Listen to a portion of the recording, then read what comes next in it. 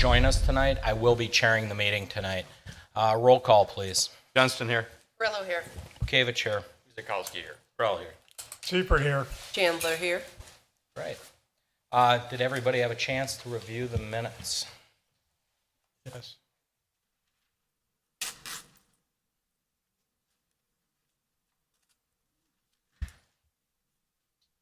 Seifert moves to approve the minutes of February 14, 2017.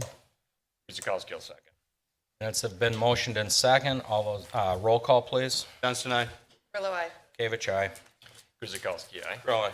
Seifert, aye. Chandler, aye. Next, significant common council actions. Carrie?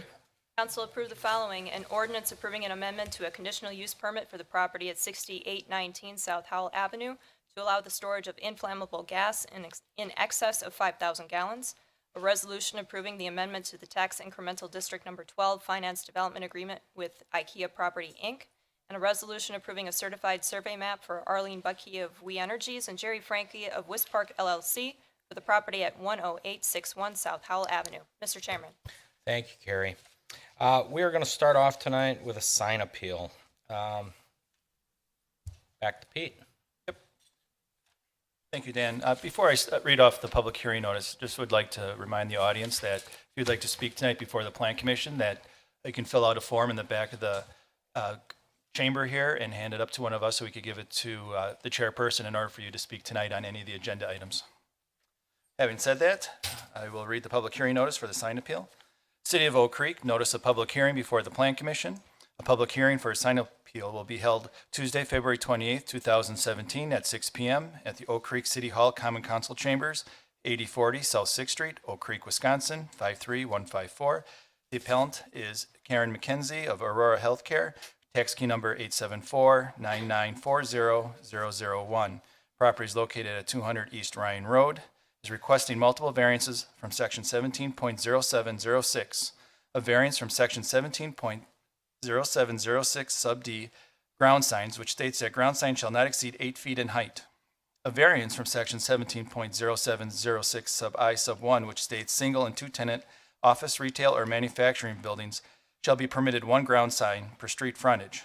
A variance from section 17.0706 sub J sub 3, which states directional signs shall have a maximum height of 5 feet above grade and shall not exceed 6 square feet in area.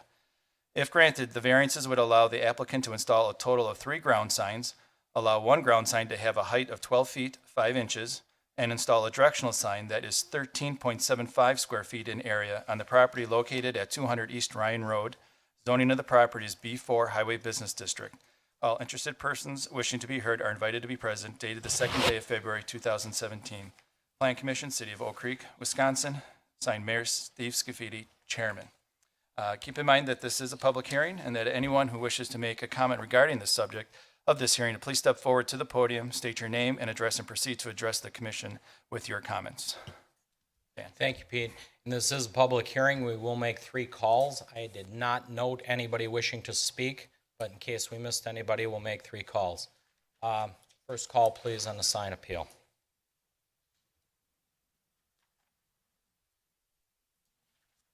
Second call on the sign.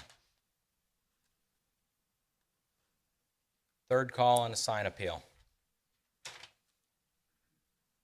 Please approach. Please state your name, address for the record. Sure. My name is Matt Kaminsky. I'm with Poblocki Sign, 922 South 70th Street in West Dallas. Can you speak into the mic a little bit? Sure. I'm here on Karen McKenzie's behalf, and really not to speak in favor or against as much as to answer any questions that might come up here by the commission.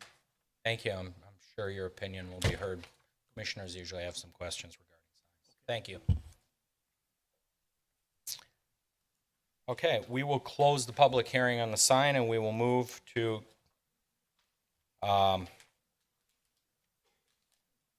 item B. Sorry. Got a 6. little- 6A. 6A. Let's go to 6A. Regarding the sign appeal. This Sure, is to consider a request on a sign appeal for the property at 200 East Ryan, submitted by Karen McKenzie, Aurora Health. Would you like me to go in a little more Yep. detail showing the Would you site plan? please? As I mentioned in the public hearing notice, there are 3 variances being requested. And the first one is that the maximum amount of ground signs a tenant can have is 1 per street frontage.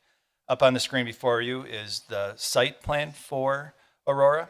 And highlighted in yellow, you'll notice up on the left-hand side of the screen is Howell Avenue to orientate you a little bit. And then on the south side is Ryan Road. There is an entrance over on the northwest corner here, which is an okay sign because it's 1 ground sign. And then over on the south side on Ryan Road is also a compliance sign being for the number being along another road access point. They're also requesting a 3rd one in the southwest corner of a sign. Of the 3 signs, so I should stop for a second and pause. They're only allowed 2. They're asking for 3. Okay. Out of these 3, 2 are compliant with size and height requirements. And those are the one along Howell Avenue. And so the second variance is for a ground sign on South Ryan Road, or not South, East Ryan Road at their main entrance. And that sign, proposed sign, is proposed to be 12 feet 4 inches in height.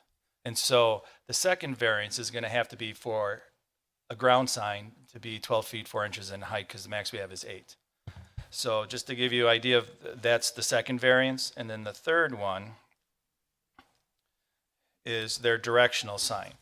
We only allow 5 feet tall, and we only allow 6 feet in square feet area. So this exceeds both of those, so a variance would be required for that as well.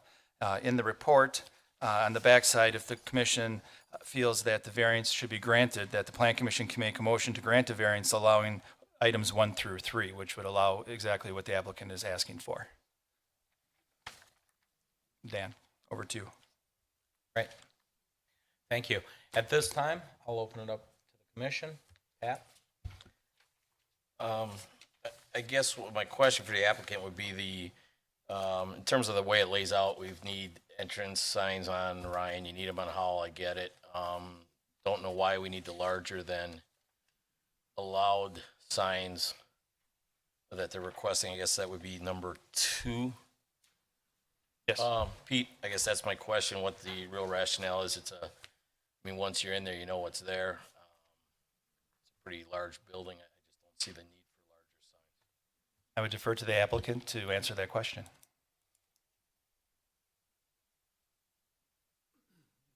The size of the lot is very large. There isn't a urgent care facility in both instances, and just trying to keep that visible and easily seen both from both thoroughfares, from Howell and from East Ryan, from a good distance, especially if you're at the intersection or you're approaching it on a green light and need to make a turn. It's easily seen. Okay, thank you. Fred? I'm in agreement with Pat. I think the sign is an overkill. And I don't think it really is a big advantage to have that height. We have a standard in the city and we'd like to stick with that. So that's my feeling on it. I'm not supportive of that 12 feet. Other members of the council? Just to, Oh, go ahead, sorry, Dan, Dan. just make sure that the number of signs, I think the way the lot does lay out and the size, you need all the directional. I get the Right. extra signs. I just not quite sure on the size.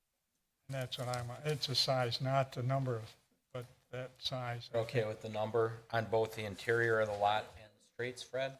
Sure. Chauncey? Can you provide more information about the directional signs? Because I only see Aurora on the sign. Yeah, actually, that sign, I believe, is the one that is in the northwest corner, the sign that's being shown right now. The directional sign is actually smaller than that. It's this one. And that's the first sign that you would see as you pulling off of Ryan Road. And it basically, you've got a parking lot to the right and a parking lot to the left. It's basically just making sure that people end up in the right place. As I said, the the lot's pretty expansive, and especially in the winter, if it's 10 degrees out or something, you'd want to be in the right place to get in the building as easy as possible. So, Pete, the directional signs, they meet the requirement? The directional sign, the size, does not meet. And I just brought up on the screen where that directional sign would be located. There's a note there, does not conform, and that's where they're looking to put this directional sign. 4 feet higher, is that what people were looking It's a total of 6 square feet in area, and they're proposing 13.75 square feet. So it's a larger than, the height is fine, the size is not. Typically, directional signs are to be pointing, left, right, like what they're doing right there, but they have 1, 2, 3, 4 different areas in which to direct you once you come into the entrance of the site. And oftentimes directional signs end up being on posts, whereas this is it's an architectural sign, so it's a monolith. It's solid all the way down to the ground, so that figures into the area and kind of throws that off. If I can remark just briefly about or address again the height of the sign, particularly the sign that's on the corner. You have sidewalks on 2 sides of the sign. The base is 2 feet high. It's not unreasonable to believe that snow with removal off of sidewalks, removal with plows off of a good-sized road and so on, that you'll have snow piling up to 2 feet rather easily. So we're trying to keep the copy, and as I said, the address and the urgent care portion well above any snow removal as well.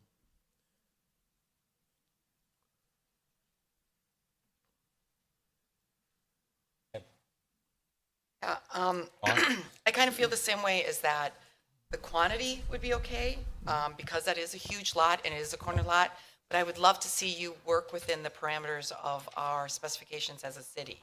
The city, has a set of rules, and I'm not sure that you are in an area where we need to make that change because of, for any specific reason other than snow. Excuse me. Brian? And from what I'm hearing up here, it sounds like majority of the commissioners, it's the monument signs on the outside of the lot that the size is an issue.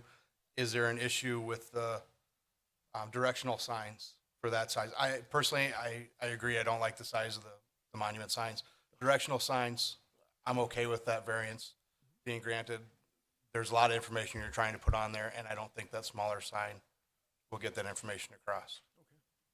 I concur with that. We're just looking at the same thing. The one on the inside with what you're putting on there, they got to know where to go. I get it. I guess it's more specifically the exterior sign right in that same area where we're up on a incline as it is coming up. I just think that might be bigger than what's needed. It's a big Peter. building. No one's going to miss it.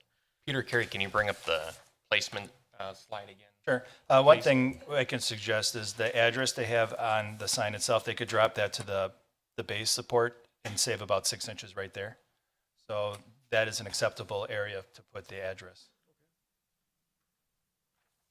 What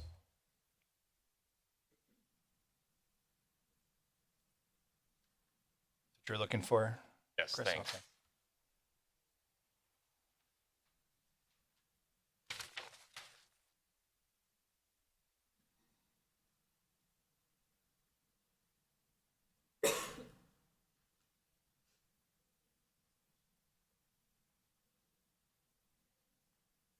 Just for clarification, it would be number 2. This is the specific sign.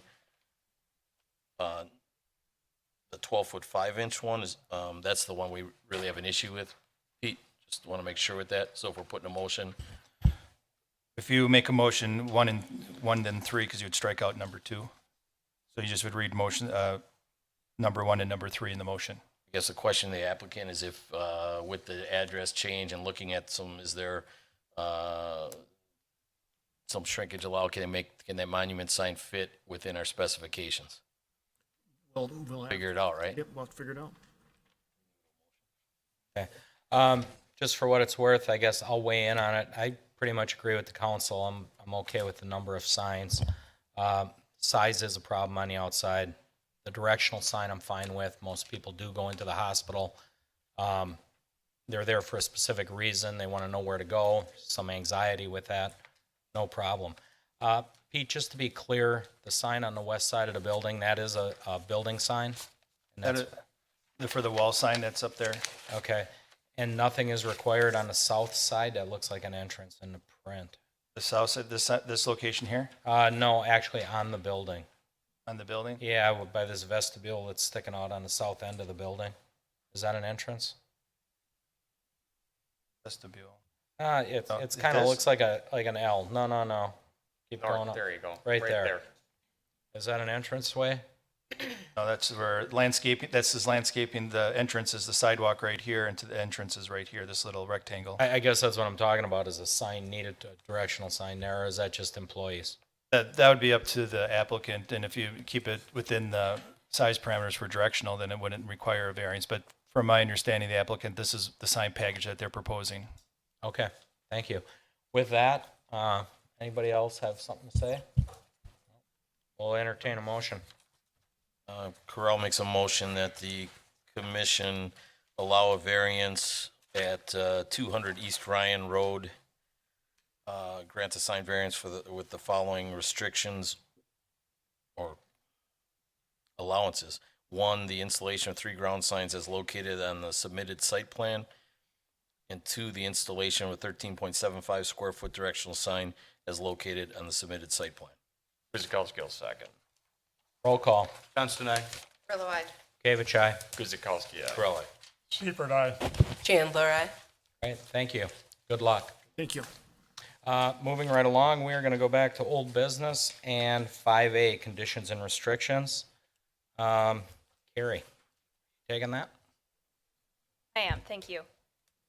Commissioners will recall that at the last meeting, which was on February 14th, the item for conditions and restrictions for the proposed freight terminal with 2 underground fuel storage tanks in excess of 5,000 gallons and outdoor storage of dolly equipment was held based on conversations that were had during the meeting, a few questions and some revisions that were going to be required. So what's being presented to the Plan Commission tonight are those amended conditions and restrictions. Now, I will have to say that there were a couple of minor revisions that were made this afternoon to the conditions and restrictions that were in the packet. So if we can go over the highlighted items, those are the items that have changed since February 14th. If you go to page 2 of 10 under section F, public access and trail easement, minimum 20 feet in width on the west property line shall be granted for the proposed Class 1 bikeway as depicted on map 9 of the City of Oak Creek Park and Open Space Plan. Under H, all intersection improvements, including traffic signals at the intersection of Opus Drive and Oakwood Road, shall be designed, upgraded, and installed per the approved development agreements. Costs for such design, upgrades, and installation shall be the responsibility of the applicant and/or property owners. There was one change to this section, and that was based on the conversation this afternoon. The installation for the intersection of Howell and Oakwood was not necessary per the TIA at this point. If you go to page 3 of 10 under subsection L, there was a sentence added at the end of this to clarify, based on the conversation had at the last meeting regarding trucks traveling west on Oakwood Road. And this says that trucks utilizing this facility shall adhere to all posted traffic signs and regulations. Trucks entering and exiting the site shall not utilize West Oakwood Road west of its intersection with South Opus Drive if and until such time as the posted traffic signs and regulations are altered. That allows that if that section of road changes for the allowance for trucks, they would be allowed to use that as any other truck would.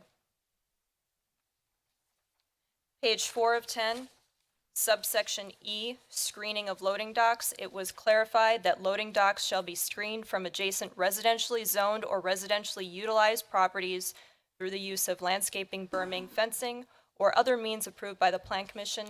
That landscape plan would be for the Plan Commission's review at the site plan level.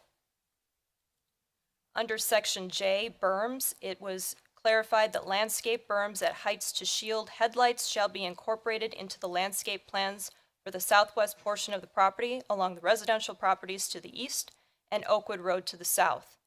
Landscape plans shall incorporate 1 tree and 5 shrubs for every 35 linear feet of fencing along and adjacent to the proposed 20-foot wide public access and trail easement on the west property line.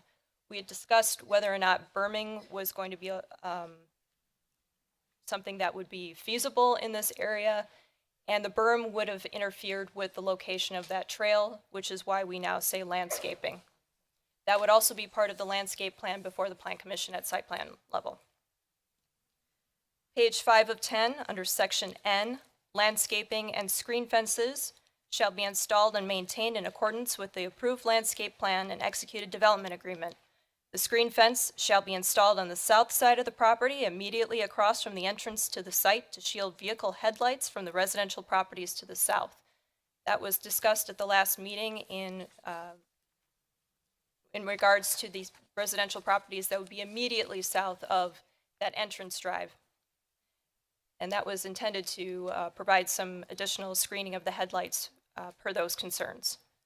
Page 7 of 10, subsection E, exterior lights shall be extinguished or reduced to a maximum of 50% in areas not actively in use and reduced to levels deemed essential for safety and security in areas in active use. Section H, at no point on the boundary of a residence or business district shall the sound intensity level of any individual operation, other than the operation of motor vehicles or other mobile equipment, exceed 58 and 62 dBA respectively during normal operations. This is the citation of section 17.0810 of the code.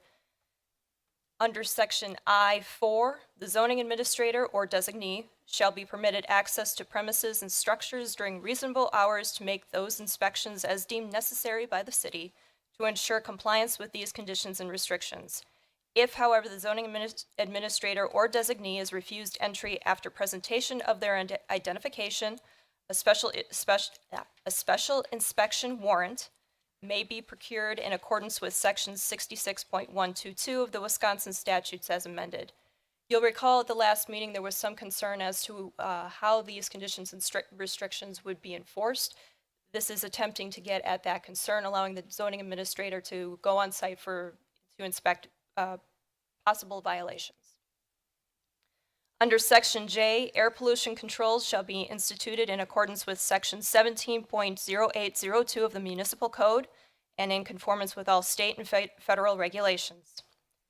Under section K3, security fences and associated gates shall not incorporate barbed wire on any portion adjacent to a residential district line or residential use. Section L, outdoor storage of equipment shall be limited to dolly equipment in designated parking areas as approved by the Plan Commission. No other outdoor storage, excluding vehicles and semi-trailers, and this is where we need to have a little bit of confirmation from the Plan Commission, proposing the code language used in conjunction with the operation of the business, parked in designated parking areas approved by the Plan Commission is permitted. This is trying to get at allowing for the use of the property to be to have the semi-trailers parked in designated areas as shown on a site plan to be submitted for the Plan Commission's review. What we're trying to get at is that we don't want to see outdoor storage in excess of that. We don't want to see it become a storage yard, and that's what the language here is attempting to address. Under M, fuel tanks shall be installed, maintained, inspected, and closed or removed per state, e.g. Department of Agriculture, Trade, and Consumer Protection, Wisconsin Department of Natural Resources, fire codes, etc., and federal regulations. A containment plan shall be submitted to the city for review and approval prior to installation. The city shall be provided 48 hours advance notice of installation, annual or required state and federal inspections, maintenance which requires state and/or federal permitting, replacement or closure or removal, and shall be provided access to the site for observation of such activities. This was getting at some of the concerns that were raised regarding fire department access to the site. These are the changes that were made based on the conversation at the last meeting, and if there are any questions, I'd be happy to try and answer them for you. Great, thank you, Carrie. And keep in mind, we are going over the language. Before I open it up to the council, I'm going to invite the applicant to come up to make sure we're squared away with these language changes as presented by our city planner, and make sure we're on common ground and we're all talking about the same thing before we get into a conversation here. Mr. Randall. Thank you, Mr. Chair. Members of the commission, I'm Brian Randall, attorney with Freebert, Finnerty, and St. John, 330 East Kilbourne Avenue in Milwaukee, here on behalf of the applicant, the development team. And we did have a 10-slide presentation to just go over some of the particulars, and in particular, the site plan is up there, and that might help orient everyone to where the new 20-foot bike path easement will be, where some of the fencing is. And if it's the commission's pleasure, we'd be happy to go through that. But to the chair's question, we have had the opportunity to review the updated conditions and restrictions that Carrie went through, and we are pleased to state that we can accept them and we will be able to comply with them. Thank you. Okay. At this time, let's take the residents' comments first, and then we can be able to. Would it be okay if we just went you through wanna the do the 10, slideshow? the 10 slides? I think it would do just 10 help slides. to make sure the residents know what our plan looks like and if there are any changes. So if it's all right, we'll do that. Right ahead. As I did before, just introductions. We've had several hearings and several different meetings, so just want to make sure that everyone knows who's here. I'm Brian Randall on the list. Trina Murphy with FedEx Freight. Trina, if you can wave. Trina's here. She was at the neighborhood open house last night as well and had been at a few other meetings. And Michael Bauer from Fisher, who's on the development team. The rest of the team, people who've been here and there. Carl Rudebush is also in the front row, and Carl has been associated with the project. So we just want to make sure, for that sense of continuity, that you're aware of who's all involved. And yet at the end of the day, it's a FedEx Freight operation. All the trucks, all the semis will be FedEx Freight owned, employee operated, and so there will be great identification. Some of the basic particulars, the address, 48-acre site. None of this information has changed since our earlier presentations. It's a 115,000 square foot building that's expandable at a future phase to 147,000 square feet, 158 terminal doors, dock doors is what that's referencing, expandable again to 218. Jobs will have 192 at phase one and 315 at the full phase, and we're still estimating a $29.5 million project cost. All that should be the same information if you remember from before. Just to orient everyone, we are on Opus Drive. Doesn't really show up on the map there, but Opus, it shows up right there. It connects off of Oakwood Road, and the state highway that will ultimately funnel to is Howell Avenue, and most of the traffic will go north to the Ryan Road interchange, but utilizing Howell. Actually, Mike, if you can go back real quick. The staff condition that referenced traffic signals is one that we wanted to point out, and maybe you can take the cursor over. It is the Opus Drive and Oakwood intersection.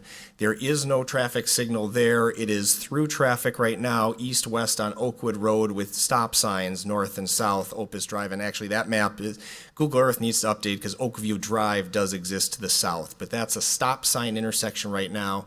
And with the requirement of conditions and restrictions, we'll be putting in what we're estimating right now is a $250,000 to $300,000 intersection improvement at that location. Oakwood Road and Howell Avenue does have signals, turn lanes, arrows, and as indicated by staff, the traffic impact analysis indicates it will continue to operate acceptably, including the full build out of Oakview Business Park. Forward then. This is the zoning map. We think it's very important to orient everyone. The purple on that site is the M1 zoning. And so, or the purple on that map is M1. Our site is zoned M1. I believe that the gray to the south, that's the Oakview Business Park, and that's probably Planned Development District, but that would be consistent with the M1 zoning that is also surrounding. But the key from our standpoint and why we viewed this site as an appropriate one for this use is that we are right in the heart of the M1 zoning. The conditions and restrictions that you have before you will certainly address some of the impacts with the residential directly to the south of us. We recognize that on Oakwood Road. But the surrounding area is M1, consistent with the city's comprehensive plan, consistent with the surrounding zoning.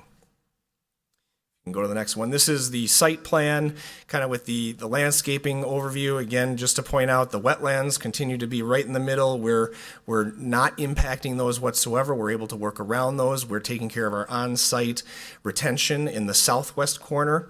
Also in the southwest corner, there is an access point for emergency vehicles only. Our truck traffic, our employees will not be using that. The fire department early on in the project asked for that type of emergency access given how we are somewhat tucked away and the size of the site. So that'll either be breakaway gates or key access, but that's an important safety and security concern for us.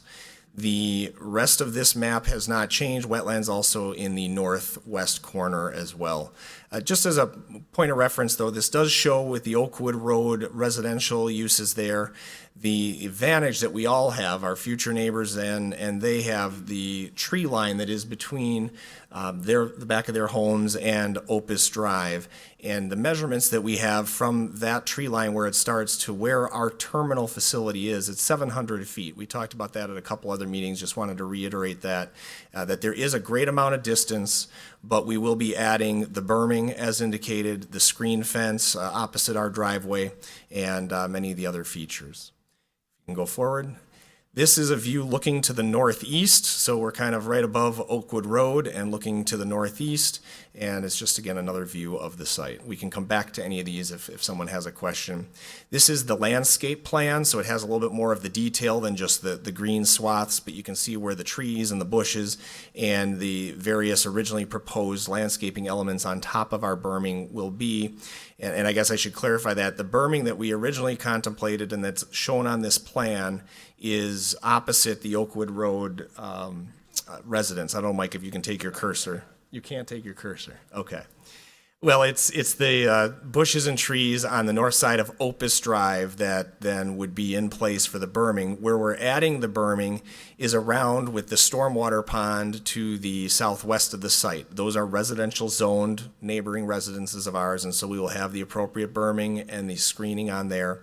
What's not shown on this is to comply with the condition that really took form and shape today, which is along the entire west property line. And you can see the railroad tracks off of our property. We're abutting the railroad.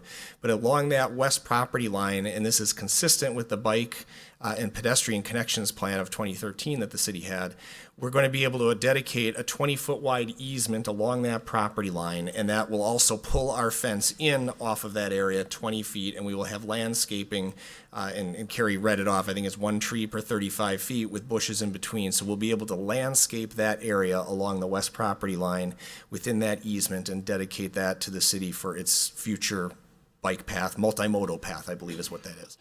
Doesn't exist yet, but the city is being smart, the staff really making sure there are linkages available for when that can take shape. And so I would expect the property owner to the north will have some type of dedication request as well in the future. As far as just a recap of our updates, and this merits clarification, we are in a TIF district, but we are not seeking any TIF incentive money. So really, whatever our valuation is, whatever our taxes will go to, it will pay off TID, I think this is 8, and whatever project costs are in there, whatever bonding the city has done, I believe, when I glanced at it, it's 2029 when that one would retire. Perhaps our increment will go in and allow the city to retire that TID early and then put all the property back on the tax rolls. But we're not seeking any TIF money. We've been able to comply with all these conditional use permit conditions. Staff usually does a wonderful job with a very detailed document. This one, while 89 is, I guess, Mike's count on this, I think standard-wise there probably are 50 or 60 in a typical document, but this one we have a number of these specific conditions that are appropriate for our project, and so we're up to some 89 total, and and it's constantly changing as we factor this in and what the berms are going to cost, but we're at $1.5 million of additional expenses than we originally contemplated. But from our standpoint, again, recognizing where we are and our abutting neighbors and what the city's needs are, it's a value proposition that we're willing to step up to and make. We want to thank your staff, as I've said before, and as you know, it's a great staff and they do a very good job both in advance of any issues that may be coming up, but I also know they've received contacts and phone calls. So they've been doing a very good job of really trying to find a way that this can work within the framework of a conditional use permit process, but also in the best interest of the city. So we were able to keep in dialogue with them, actually did have an in-person meeting with staff, and that was very helpful. We also, equally as helpful, and you have a wonderful facility, the multipurpose room across the way. We used that last night for an open house neighborhood meeting, which had roughly 30, maybe more attendees who were able to come out and ask us very specific questions. We had it both kind of a presentation format, but also one-on-one. So we were pleased to be able to do that. Thank Alderman Gell for his assistance in coordinating that. I know there were some questions about the the notice list and who the city mails to. And I believe that notice was cast far and wide, and even some people told us they saw it on the internet, social media. So that's great. We really appreciate that opportunity. The final thing is, and this is just kind of a quick summary list of, a partial list, if you will, of the conditions that we are willingly able to step up and commit to.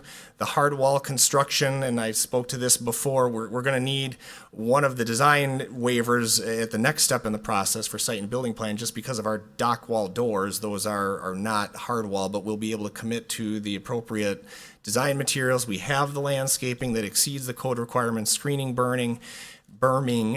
The storage restrictions, as I indicated before, we don't have container shipping, we won't have stockpiles of materials, we won't have piles of pipes, none of that will go on. So we believe that the language staff came up with is fine.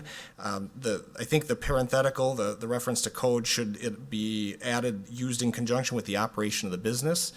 We can work with that because what equipment is on the site will be used in conjunction with freight coming in, freight going out. So we don't anticipate storing anything, and if it always has to be used in conjunction with our business, that's a good qualifier.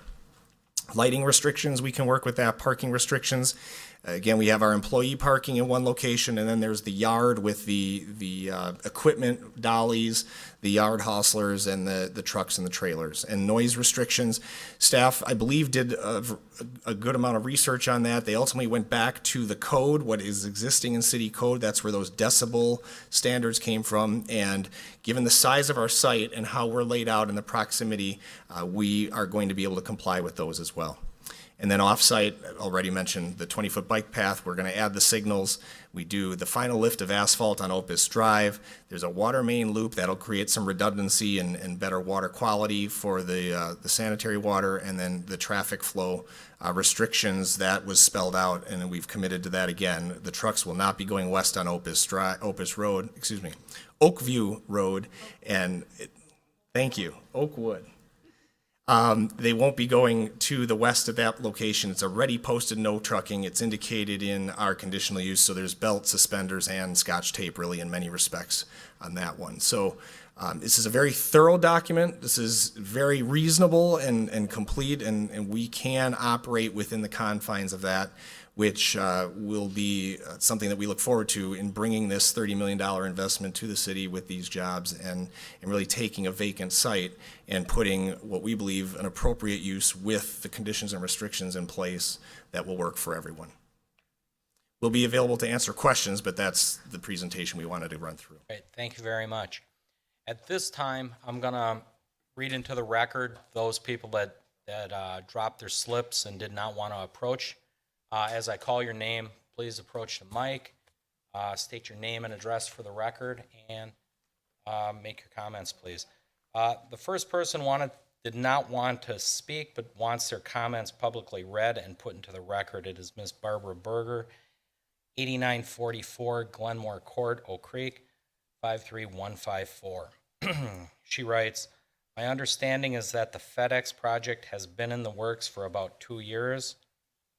Why were the residents only informed a few weeks ago? How does their presence benefit Oak Creek?" Second comment is also from Mrs. Barbara Berger, 9844 South Glenmore Court, Oak Creek, Wisconsin, 53154. She does not wish to speak, but wants the comment publicly read and entered into the records. Her comment is, "Why would anyone vote to approve the project of FedEx when it will create adverse environmental problems, noise, fumes, fuel leakage, and traffic nightmares?" Next person wishes to speak, and that is Michael Pikowski. Can you please approach bench, sir, and just state your name and your address for the record. Mike Pihalski, 251 East Rawson, and I wanted to speak about the development they want to put across the street from me at 140 Rawson Avenue. That's what I came here for today. You know what? Wrong one. So different item. Yeah. So yeah, You'll get to do a retry. I'll wait to the next one, right? When Good you call practice. So thank you. Nobody identified which item they were speaking on. So if we are off, the pile may go down a little quicker. Next is Maureen Wilms, 911 West Leeds Court, Oak Creek. Please approach.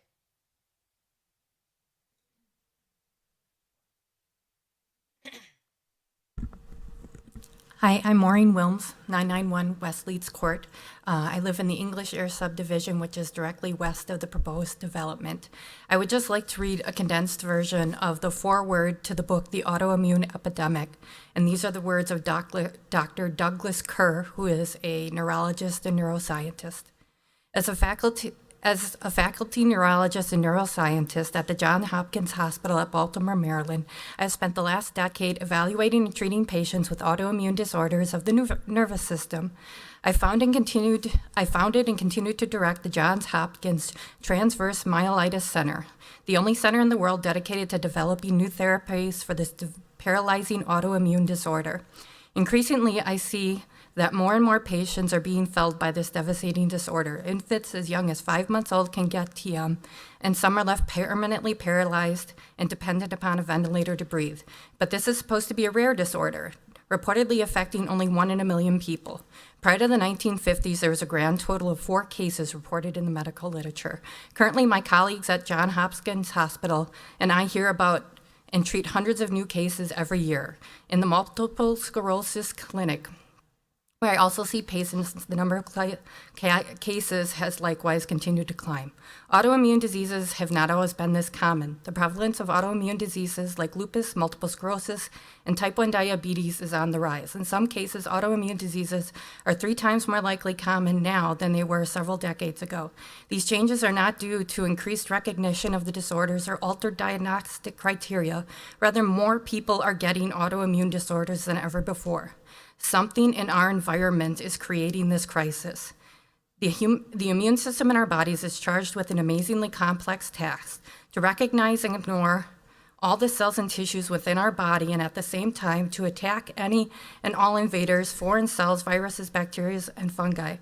Our wondrously complex immune system can successfully protect our bodies while recognizing and eliminating billions of distinct infections with which we come in contact. When functioning well, the immune system immediately recognizes a virus or bacteria that has gotten into the body and initiates an attack on the invader, allowing us to recover from a cold only after a few days. But this precisely choreographed dance between the immune system and the tissues it is designed to protect goes badly awry in autoimmune diseases. In such diseases, the immune system begins to attack the very tissue it is designed to protect. But what triggers autoimmunity to occur? Over the last 40 years, something has been pushing the immune system over the edge. Something is causing the immune system to increasingly mistake in which the line becomes blurred. The immune system attacks the body itself. The autoimmune disease occurs. In all likelihood, much of the reason is for the catastrophic mistake of the immune system comes from the countless environmental toxins to which we are currently exposed. Toxins that interfere with the way the immune system communicates with the rest of the body. The numbers are staggering. 1 in 12 Americans, 1 in 9 women will develop an autoimmune disorder. And since it is clear that not every patient with an autoimmune disease is correctly diagnosed, the prevalence is clearly much higher than that. The American Heart Association estimates by comparison only 1 in 20 Americans will have coronary heart disease. Yes, are you going on much longer? No. Otherwise, I'll put No, that's a fine. limit on. Americans are more likely to get an autoimmune disease rather than cancer, and we have not recognized the urgency of an autoimmune epidemic. We are facing both an increased prevalence of autoimmunity, increasing exposure to environmental toxins. Is it clear that the exposure of environmental toxins is causing the increase in autoimmunity? Several lines of evidence suggest this jury too has a verdict, guilty. But the difficulty of finding the smoking gun direct evidence is caused by the increased exponentially number of chemicals to which we are exposed. We need to recognize the urgency of the autoimmune epidemic, and we need to take steps to combat it. Future research is unlikely to define a single cause for autoimmunity, but rather varied triggers that include environmental exposures and infectious agents, interacting in a complex way in the individual's immune system. This research in all likelihood clearly establishes a link between these exposures and autoimmunity, and it will begin to define how these exposures cause autoimmunity, but the fight against autoimmunity needs to be fought on several levels. Extensive research, better therapies to treat these diseases, and actions to decrease our environmental exposures. The last action will require personal responsibility, political action, and corporate accountability. If we do these things, autoimmunity will be a cluster of rare diseases that we treat with effective medications. If we don't, autoimmune diseases will increasingly devastate families and will increasingly tax our healthcare system. If we don't act now, it'll be too late. The reason I read this to you is because I have a rare autoimmune disease, multiple autoimmune diseases, and my daughter was just diagnosed with one. All of them are acquired, meaning that they were caused by environmental factors. So knowing that I'm going to have to breathe diesel fumes every day after that this is put in is going to negatively impact my health directly. Thank you. Thank you, Mrs. Wilms.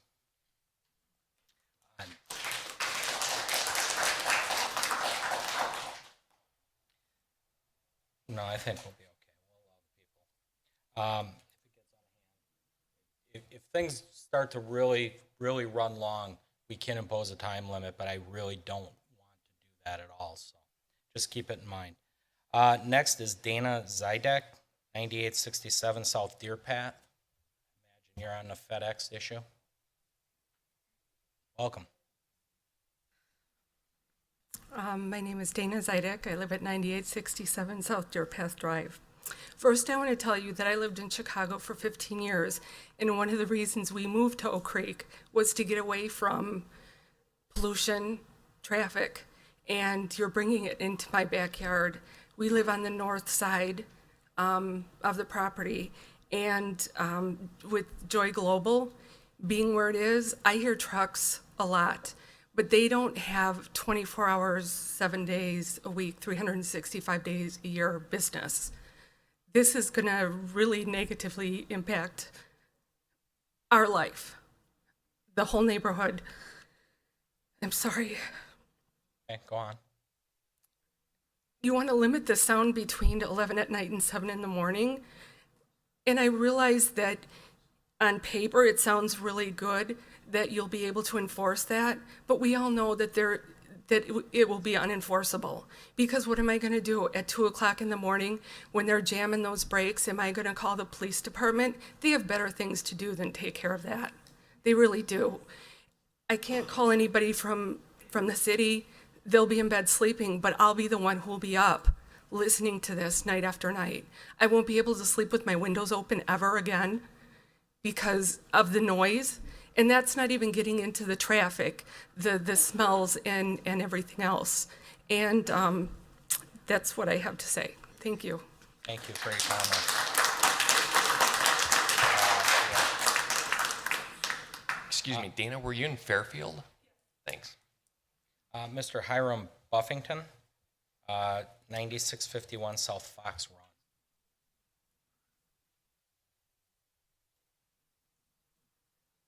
I am Hiram Buffington. I reside at 9651 South Fox Run in Fairfield subdivision. And you welcome me. I'm glad to see you again. I was here 2 weeks ago. And again, I was able to get the revised plan, and then, again, an excellent job by Carrie. But again, I'm not happy with it. I think this is still a bad deal, not only for the people in Fairfield, but for all of those residential that were signed where this thing is going to sit right in the middle. But I've got 3 suggestions that can be added to this report to clean up some things. The first item is under paragraph H, page 7, where there's been a cut and paste of the existing noise ordinance. But here's the problem. It exempts mobile sources. That's the business these guys are in, moving freight trucks, diesels moving in and out, and I can just see that that's a problem. So what needs to be done is that paragraph, the parentheses, needs to be stricken from this record so that there's no misunderstanding about what is being expected by the neighbors. So that's the first item. The second item is paragraph J on page 7, which brings in and mentions a lot of nuisance fumes and things like that. And that's fine. It's very broad, it's very inclusive, but again, it's vague. Now, the problem is there's a famous man, F. Edward Deming, that coined the phrase, you can't control what you don't measure. Now, we were told at the meeting last night that FedEx has no baseline of this operation that they have across 27th Street, not in regards to noise, not in regards to any of the hazardous air emissions. So they know nothing, and that's what they said. They didn't know.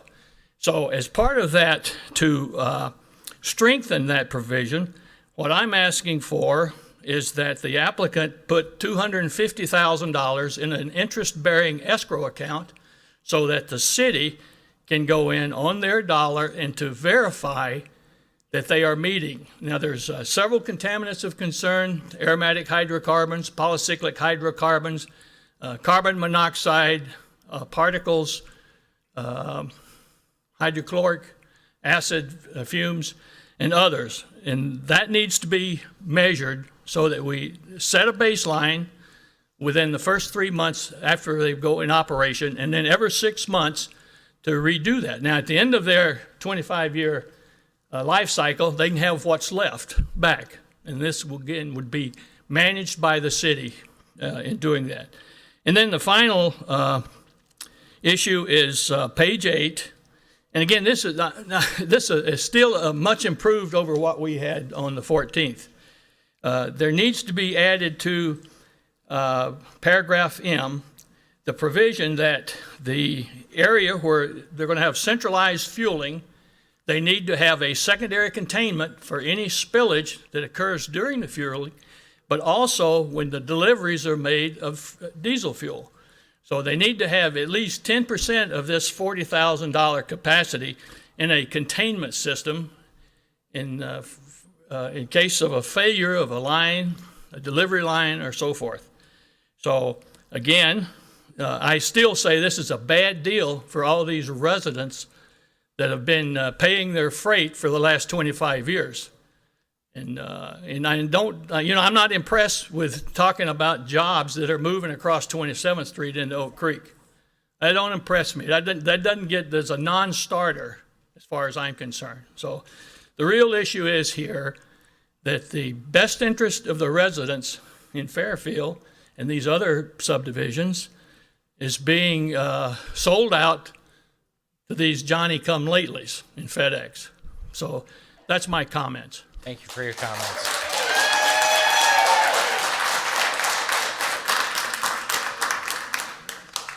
Please keep the clapping to yourselves. This isn't a game show here, so please just keep the clapping to yourself. Alderman Ken Gell.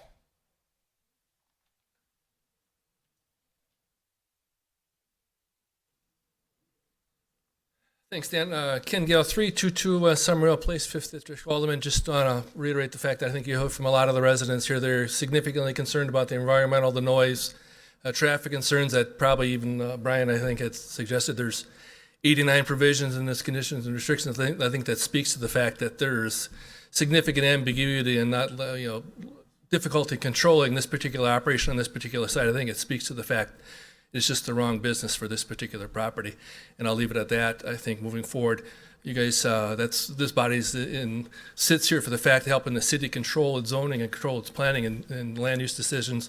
I think that's when you need to seriously consider whether or not we've got in place here enough restrictions to limit the impact not only on the folks along Oakwood Road, Fairfield, English Air, folks on the east side of Howell Avenue. You got a lot of people living around here. The map, unfortunately, I think didn't actually reflect the fact that English Air, Fairfield should be in green on that map, and they're in darker purple, so that kind of skews that. But significantly weigh the fact that even despite the fact you've got page after page of restrictions, you're probably not going far enough to make sure that this thing is suitable for this kind of residential neighborhood. Thank you. Thank you. Mrs. Tracy Ryba, 325 West Summerhill Place.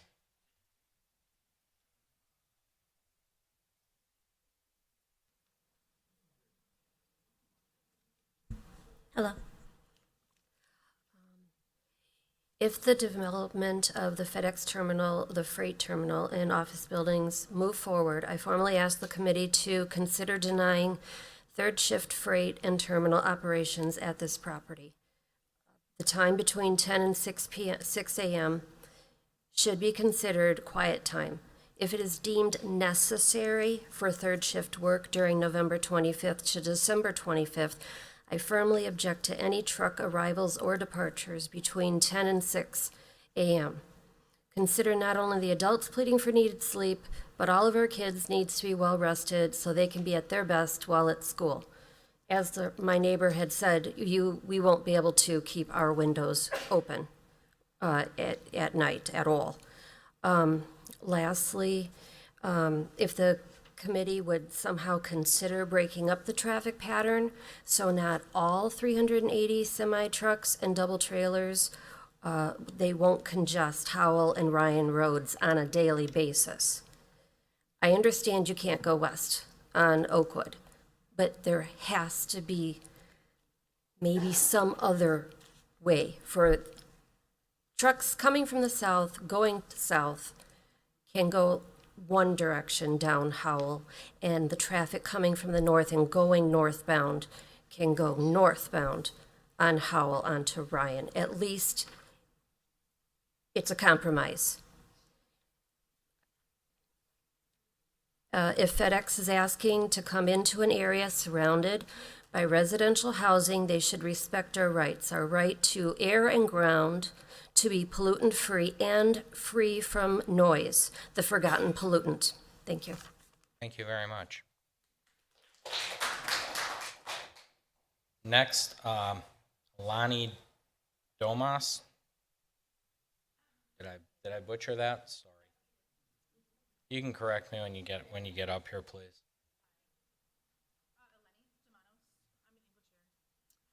Okay, so this may be redundant, but I'm going to repeat probably much of what my neighbor said. So I'm going to start off, I'm going to omit some stuff, okay, so you'll be thankful. Okay, so as I understand, because I just got word of this a week ago, were there 4 council members that were for it and 2 against it? Is that correct? Okay. So I'm going to start off with this. There are 4 and 2 against it, but the way I see it is, I guess the true number of the people that are against are in here. They're behind me. So it isn't 4 against 2. It's 2 plus the people and all the constituents in this room who are against this, all the constituents who share our feelings and couldn't make it, and all of those who would have shared our feelings, but were not informed. So you have outnumbered. So you've been outnumbered, and if you continue to support this terminal, you're ignoring our voices and you hold position to serve yourselves.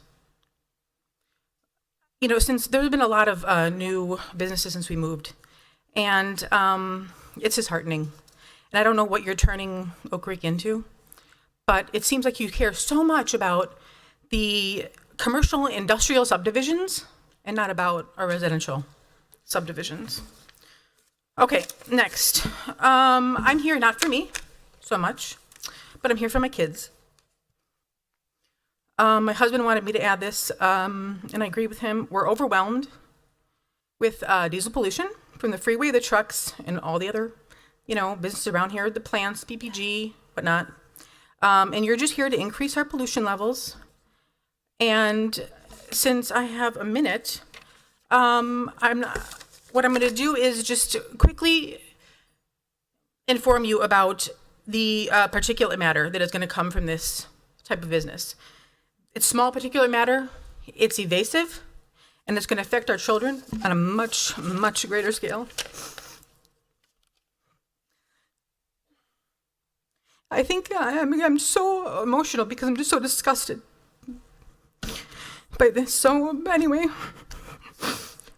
and I said I wouldn't be upset, but I was wrong. So children are more susceptible than healthy adults because their respiratory systems are still developing and they have a faster breathing rate. They run outside, increasing their breathing rate, which allows them to inhale these particulates at a faster pace than adults, and they're much more susceptible to disease than we are. Increasing rates in childhood cancer is a product of modern living. And we don't need to add more insult to injury. Not in my community.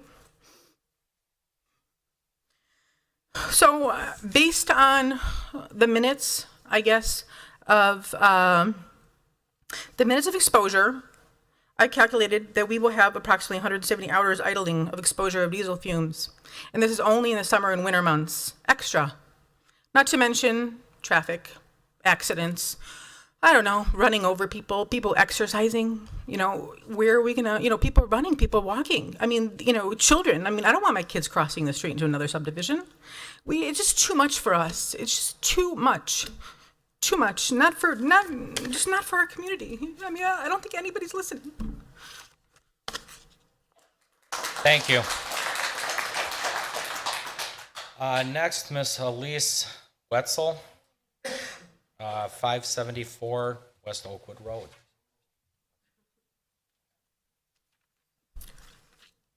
My name is Elise Wetzel. I'm at 574 West Oakwood Road. I have one question that came up after they went over everything about if there was a change in widening Oakwood Road. Is there a plan for that to happen at some point? Currently, not that I'm aware of. Pete, Because that would Doug, take out like everybody's front yard. I'm pretty Brian? sure houses would go missing. No. As of right now, That's there- probably a there's good not. thing. My other question is, today I was leaving Pick and Save on Ryan Road, 27th and Ryan, and I noticed trying to get across Ryan at about 5:15, there was at least 7 FedEx freight trucks. Took forever to get across the road. My question is, I was told that it would be semi-truck trailer, tractor trailers, plus, I guess I call them piggybacks, but double trailers, and there would be no straight trucks. Is that still going to be the same over here? Because Franklin clearly has straight trucks, because I saw 3 of them that say FedEx freight. I will have to defer to the applicant to answer that question after the Okay, public. that's fine. I just wanted to make sure it was addressed. My next thing is, with all of the money and revenue talk aside, can you honestly say that this parcel of land was the best option for the facility in the middle of a quiet neighborhood? Regardless of your redundant speakings of something worse could go on that property, was this the first spot you thought of when you heard FedEx was looking for a home in Oak Creek? Franklin doesn't want trucking terminals in their industrial parks, so since when did we become the dumping ground for the neighboring city? If Franklin figured it out, why haven't you? We're all very aware that this was zoned M1 and that there is a possibility of manufacturing going in on this lot. But this takes the cake. This is too big of a project for this area. Isn't there more space in other districts? Probably.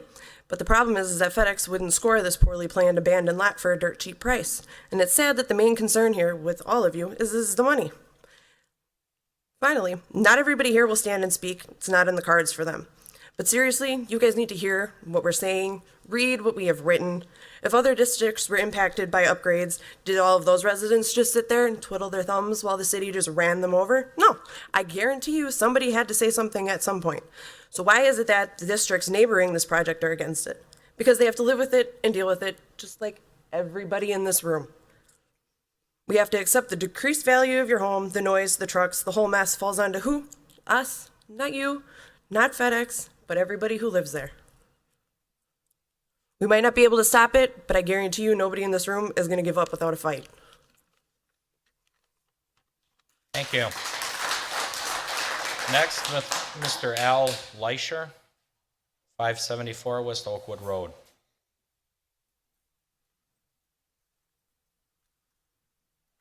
Good evening.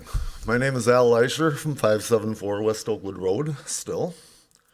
I would like to enlighten everyone as to how large these 20,000 gallon tanks are. You probably need a little visual here. The average fuel tanker truck that you see in your local gas station unloading carries approximately 9,000 gallons. If you multiply the two 20,000 gallon tanks, that would be just a bit less than 4.5 of these tanker trucks buried in the ground. That's quite a big supply of fuel. Now, if any of these fuel tanks should happen to leak past the safety barriers and contaminate the groundwater, will I be notified? Or do I have to wait until my garden crops taste like diesel fuel? I would like the Plan Commission to consider including some type of groundwater monitoring test wells to help ensure against an environmental disaster. I would also like to see an environmental impact study done on this site, just in case there are any rare or protected plant or animal species living here.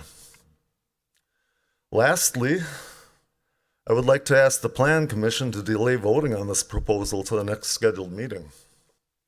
A project of this magnitude is going to have an impact on so many more residents than have been officially notified.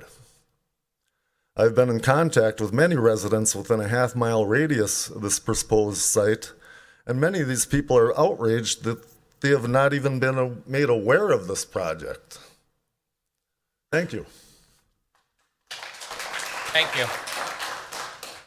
And last, Mr. Darren Grabowski, 9858 South Deer Path Drive, Oak Creek 53154.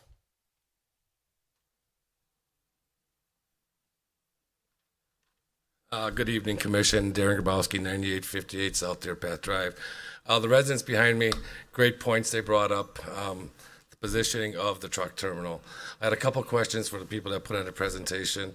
Is it that one? I think Ms. Wetzel brought it up. Is that box trucks also, where it's like a UPS, where you got the freight, the singles, the doubles, and then the box trucks that actually do deliveries to the residential part of the city? Mr. Grabowski, we'll have Okay, the that's applicant come up, and I think they're taking notes on some of the Okay, questions. nice. Also, Mrs. Zidek with the noise and stuff. I live right next to her. Right behind us, we have Joy Global and Susie's Cheesecake. All we hear all night long is loud noise. I told Alderman Gell about it. He's investigating that now. And so the slamming of the doors, the trucks, the brakes, the, what is that? The ovens. You can hear the vents, blowing all night long. I mean, it's loud. It's, even though we have a berm there, you can hear it. And then on their site also, I noticed they had an access road on the west side, basically like running against the tracks. It's coming out of their garage area. That's not correct. If you can, it looked like an access road coming out of that site. And then traffic studies. Just wondering if the city done traffic studies or they did traffic studies on that. With the morning traffic, if you ever come down Rawson Road between 8 o'clock and 9 o'clock, all you see is UPS trucks going down that road and just backing up traffic all the way from 13th to 6th Street because of all the traffic, heavy traffic that's coming in at night, same exact thing. Now we're putting this into a residential area, basically Oakwood Road and Howell, both sides, east and west side. You got Fairfield and Shepherd Hills, plus the residents on Oakwood Road. All that traffic, just a big impact. Bad location, my personal opinion. I don't know about what the commission thinks. I know the council overrode you guys because you did deny it the first time around. And then if you guys just look into that, like the lady said over here, a lot of locations in Oak Creek for a trucking outfit. 13th and Highway 100, right there across from Quick Trip, that Tischendorf land. There's 200-300 acres there. No residential basically around there. Maybe 2 or 3 homes be affected, but they'd probably buy them out anyways. I'm just saying it's a great location there, right off the expressway, if they would think of that area. Thanks. Great, thank you. Okay, we'll let the commissioners ask their questions or comments, and then we'll have the applicant come up and try to take care of any questions that were raised. Pat? Yeah, I guess I'll jump in. A couple of comments more than questions at this point. I think that the residents need to understand the process, and it's been mentioned by a couple of the people who have spoke. This commission denied this when it came in front of us. I've been on this for 12 plus years, and I think in less than a handful of times that's happened. It then goes to the Common Council who approved this. Tonight, we're looking to fix the restrictions and tighten up anything that we can do. But this has been approved by the Common Council, your elected officials, and that's your job to deal with that end of it.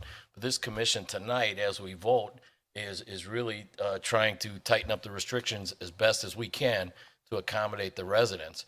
But I think it's important that the residents understand this has already been denied by this group, but this is a completely separate task. And I just want to make that point clear. Secondly, what's come up in addition to the residents' immediate concerns, I've got some real concerns in the city with the amount of traffic that's going to flow to Ryan Road. Ryan Road Bridge still slated to come out before too long.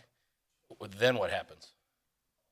I mean, it's in Walker's budget this year. I don't know when it's gonna happen. I have a real job during the day, so I'm not up to date on that, but I know it's gonna happen. And, I've got just some traffic concerns. Fred? Yeah, I also have a question about measuring the pollution that is generated by these trucks over a period of time. And also the noise level of how we can check that, the decibels in the neighborhood of what they produce over the normal operation. Rossi? A quick question for planning. So when it's identified in page 8, item M, when we're referring to a containment plan, can you provide a little more information on what that should look like?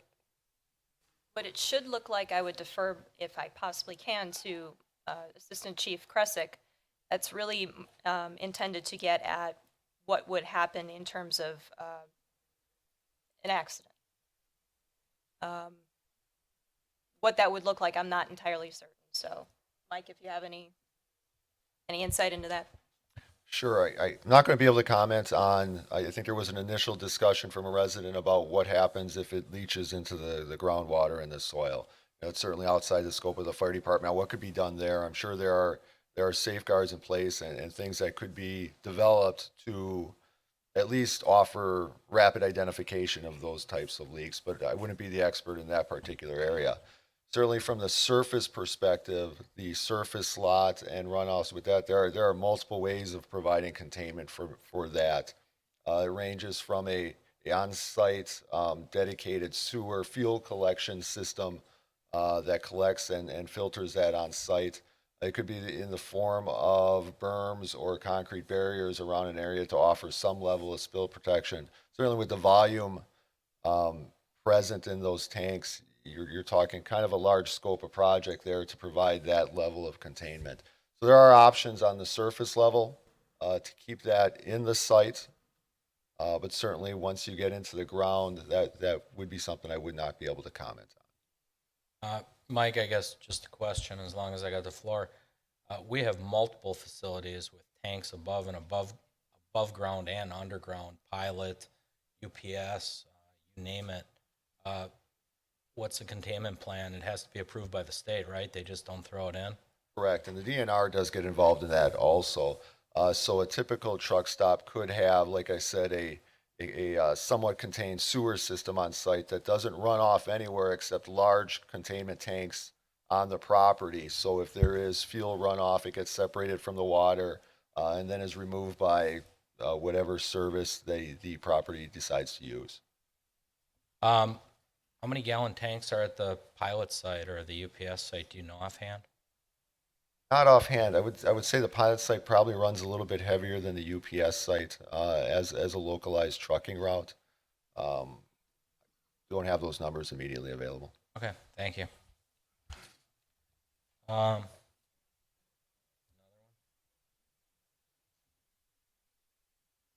Okay, in regards to page 7, item H, so the information in parentheses identifying other than the operation of motor vehicles or other mobile equipment.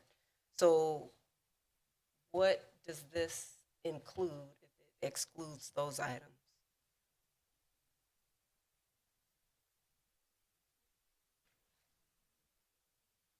This is taken directly from code, and what the intent of this is to say that if there's a car or a truck that's going to be going along the road, it's not going to consider that to be a temporary, it would be a temporary rather than a sustained exceedance. This is trying to get at a sustained noise for an excessive amount of time. I understand everything that has been said today. I understand that this is a point of concern for the proposed use, but what this section of code is getting at is something that would be, for instance, allow generator running for extensive periods of time. This is supposed to contain noise to the property line. Thank you. Okay. Chris? So my concerns are a few. As indicated at council, I did oppose this project for a variety of reasons. Without question, FedEx is a great company. I just feel truly that this is just the wrong location. It's as simple as that for many of the reasons that everyone's stating. My many reasons for going from anywhere from traffic, which they've done traffic analysis studies. When we look at what's going to happen on the interstate when that bridge goes out, that's going to just be a disaster for all of the residents that are just trying to go to and from work or go and get gas, let alone having to work around all of the additional traffic that we're going to see here. The concerns I have going back to the changes in yesterday's packet to today, there seemed to be changes with the intersections. In yesterday's packet, it stated that the city would pay for upgrades and changes to, no? No, that's not it. That's not correct. The only change in that section was the removal of the upgrade to the intersection of Howell and Oakwood. Right. I don't think that should be removed. I think that should stay in. What would be the rationale for that? Well, if you look at the majority of the traffic, if you do a traffic count, then they stated that all of their traffic is going to be going east out of the facility when they leave Opus and onto Oakwood Road, or south, I'm sorry, south going on Oakwood Road, going east to the interstate. When you get to, or not to the interstate, but to Howell Avenue. When you get to Howell Avenue, you got to make a left, a right, or go straight. So based upon just the numbers here, look at the trucks that they're going to have coming and going. Why wouldn't we want to try to get that in if we need to? We did have a conversation about this, and Brian did actually have some comments on that. They did do a traffic analysis already. That intersection was looked at. That intersection was improved with the Oakview Business Park design. Okay. So that intersection has already been taken care of. It's accommodating all their needs that the FedEx has according to the traffic impact analysis. The only intersection that needed improvement was at Opus and Oakwood, which is why we removed that out of there. Commissioner Johnson, so that traffic study is taking into account, I mean, all their employees are going to use that route because the trucks are going the other way. So we're good with all that factored in. Yes. Yeah, and it also includes out to the freeway, out to I-94. I think that, so, I just said I'm opposed to it. Ryan, Dawn? No, I would just like to thank Commissioner Correll for explaining to the audience what our role is and how we're trying to put in place things to help to make it a better project for the neighborhood. And I think a good example of that is Mr. Grabowski came up and talked about the noise he experiences from a couple businesses there, whether it's Susie's or Joy Global. That was an M1 property that wasn't tightened up on conditions and restrictions because it was allowed to go into M1. By going through this conditional use and allowing it in as a conditional use in an M1, we're able to come together such as we have, and you've been able to get the applicant out there and tighten up these restrictions with 80 plus extra conditions or restrictions on what you want on it. So again, it may not be perfect, but again, in the M1 district, I can't say for sure what could have went in there. We can all guess. We can guess about pollutants. We can guess about noise. We can guess about a lot of things. We can also speculate that there's a rail line there and you could have had a business that required rail freight and would have took a spur off of there. That would have been terrible, probably way worse. So, but I'm speculating. There's a lot of speculation going on here. So you can speculate for good, for bad, or for worse. I guess just to answer, there's a few questions we did take care of here. The traffic impact analysis, Commissioner Johnson, there was a question about whether that was done. That's kind of been answered. The traffic out to Ryan Road's kind of been answered. As far as the Ryan Bridge goes, that's really a state issue. With or without FedEx, that bridge will get redone, and traffic will be a nightmare there while they redo it, much like when they did Rawson or Drexel. It's just Rawson, Drexel, and College. So in the short term, it's going to have to be done. That's really a state issue. I think it's a little bit irrelevant whether we just put in 2 quick trips or whatever. It's going to be a traffic bungle either way. Again, gas leakage to the ground and the requirement on noise pollutants and what have you. I don't know if this is true. I guess, Doug, you can take care of it. Can we impose restrictions that we haven't done on similar businesses to another one throughout the city? Or do we have like a favorite nations and that's why we have zoning ordinances that one applies to all? Can you answer that for me? Do you know where I'm going with that? Yeah, I'm not sure I can answer that specifically, Dan, but the purpose of a conditional use permit is to further regulate activities within a zoning district that, because of their impact or scale, basically do require that extra level of scrutiny.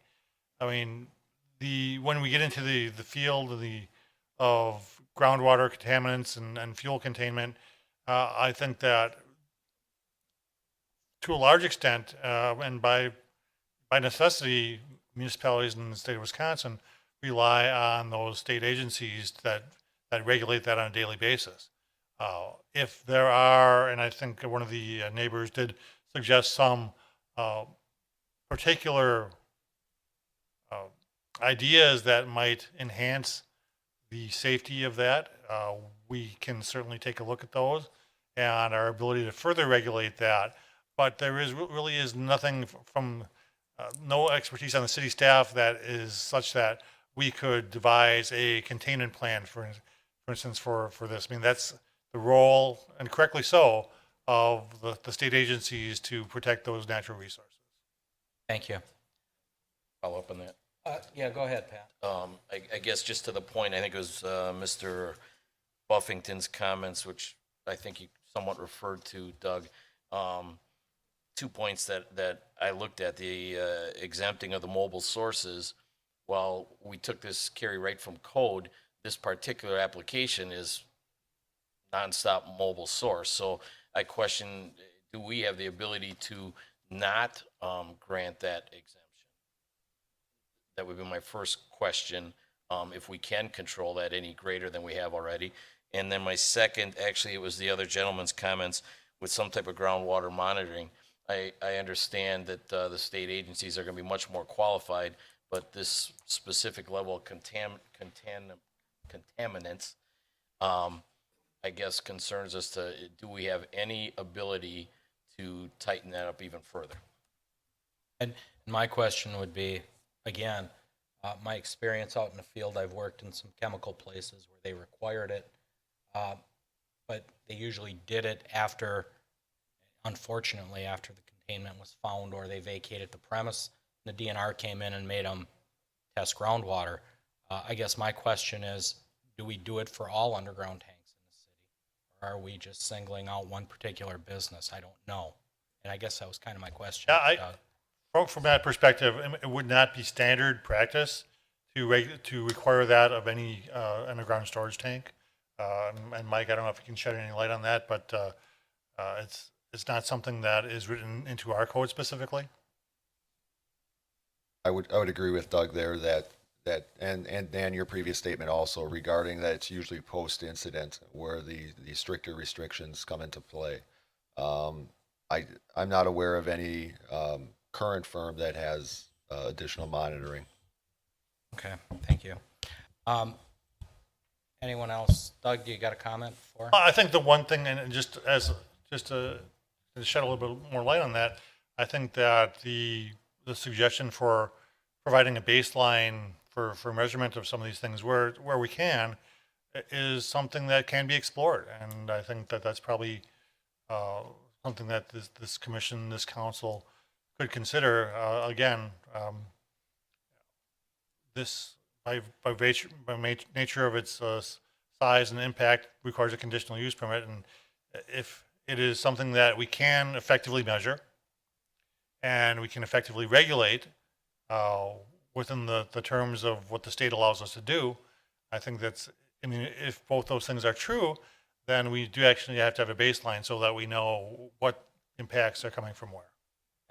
At this time, would the applicant like to come up and try to take care of some of the questions we couldn't? There was a third shift question, and I guess one thing for our city staff, failure to notify. One of the residents mentioned that they failed to notify anybody on a timely basis. What is our ordinance on it, and was everybody within the ordinance? Absolutely. I mean, in most cases, and by statute, and in fact, for public hearings, and this is not a public hearing, this is in front of the Plan Commission, so there is actually no state requirement for notification. The city of Oak Creek does have a notification requirement, and that's for 300 feet from the property line. Now, that, as is often the case, the aldermen to the district can expand that notification area, and in fact, Alderman Gale had extended their notification area. Have we gone out a half a mile? No, we have not. And if the alderman wants us to go out that far, we certainly will do that. But this has been expanded.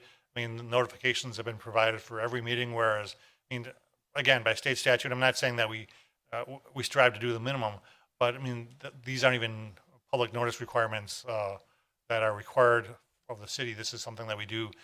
You know, we want people to know what's going on. We want people to be notified. And you know, I think you can see kind of the basis. I mean, if you go out a half mile, then the person who's a half mile plus 1 foot is going to say, well, you should have notified me. So we try to strive and work with the alderman to come up with what is a reasonable notification area. And in this case, it has actually been expanded. Great, thank you. Quick question before he comes up. So what is the largest tank that we have underground In the city, in the city? we'd have to defer to either the fire department or Doug, but We wouldn't have that information offhand. We can see if we can get that though. We can research that. We should have the ability to determine. Because maybe they have a containment plan, well, I guess pending the size, that we can utilize as a reference. at this time, anything from the applicant? Sure. I'd be glad to go through the ones that I think are remaining, but obviously please flag for us. The third shift question, and this was a document that was part of the November 22nd packet. We are a 24-hour facility, so we do have overnight operations, but the real numbers that we have, both in terms of employees on the site and the number of trucks coming and going, are between the 6 to 7 a.m. hour and really 5 p.m., and then it tails off between 5 and 11. So in that packet from November 22nd, you will find that there was the one city departure after midnight at 3 to 4 a.m., and then it picks up during 6 to 7 a.m. Cycle. And then the road departures as far as leaving for the road in the evening hours, as I mentioned, 7 to 10 p.m. We have 2 in the 7 p.m. hour, 12 in the 8 p.m. hour, 11 in the 9 p.m. hour. That, by contrast, though, there are 43 total in the 7 a.m. hour, 59 in the 8 a.m. hour, and it goes on from there. So again, we have the concentration during the daytime, and that means in the overnight hours, it is much less activity on site and therefore much less trucks, noise, and operations. And the same is true of employees. Yes, there are 6 employees on site at 1 a.m. in the morning and 6 more arrive at 2 a.m., but really the bulk of the employees are arriving at 7 a.m. and 8 a.m. when 13, 43, and then 27 show up. Typical workday. So once again, that is the nature of the facility. It is a 24-hour facility, though there is activity going on inside the building.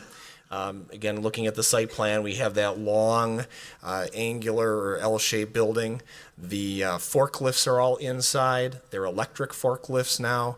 They will be moving the freight in and out of trailers inside that building. So that's really what the overnight hours will be as far as the concentration. And the M1 district allows for the 24-hour facility, and that's why we propose to come at this location, but have the tailored fewer operations. As far as the equipment and the vehicles themselves, we don't have straight trailers or straight trucks. We have about 80% of the trailers are doubles. Someone else referred to piggybacks, but the two shorter length trailers, Mike, those are 28 feet each, so 28 and 28 makes the 56, or we have the 53-foot long single trailer. Those are 99% of the vehicles that are on site. We are not FedEx Express. We are not FedEx Ground. These are not the box trucks that people are familiar with bringing their Christmas gifts for their family or a birthday present for someone or even the daily laundry detergent. It's not that FedEx that is operating out of this facility. It's mainly business to business. It's freight, and that's why almost all the vehicles are going to the highway to go to their next destination. As far as the access road on the site, unequivocally, I am here to say that what's going down on that southwest corner to Oakwood is emergency access only. It may not appear on that, but it will be on every site label that we have. That's our understanding, the commitment from staff, and there should be no concern about that. I'm here to say it. We've shown it all along, and that's all over the meeting minutes. So I hope that answers that that is not a secret entrance or exit that suddenly will inundate Oakwood Road. I'm not confident it's labeled on there. Right there, it's actually a dashed line, which, sure. You have, we unplugged Mike's computer, but it's on that site plan.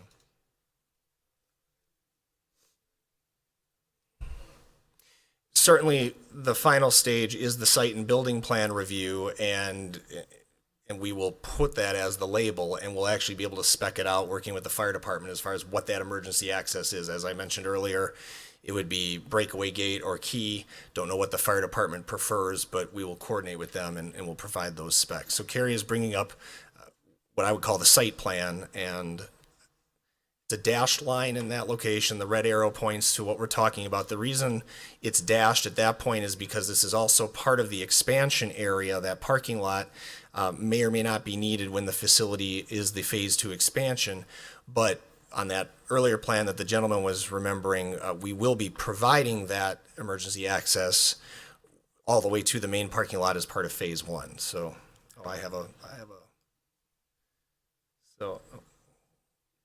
So Carrie put in red, that's the dashed line, that's the emergency access only. My guess is for the fire department, it's 18 feet wide or 22 feet wide. I mean, it will not be a full access operation. That's correct. It's a NFPA standard 20-foot wide road, and it is secured. Fire department access roads have some sort, mostly a gate type with a lock in place. They are strictly for emergency access if the primary access is unavailable.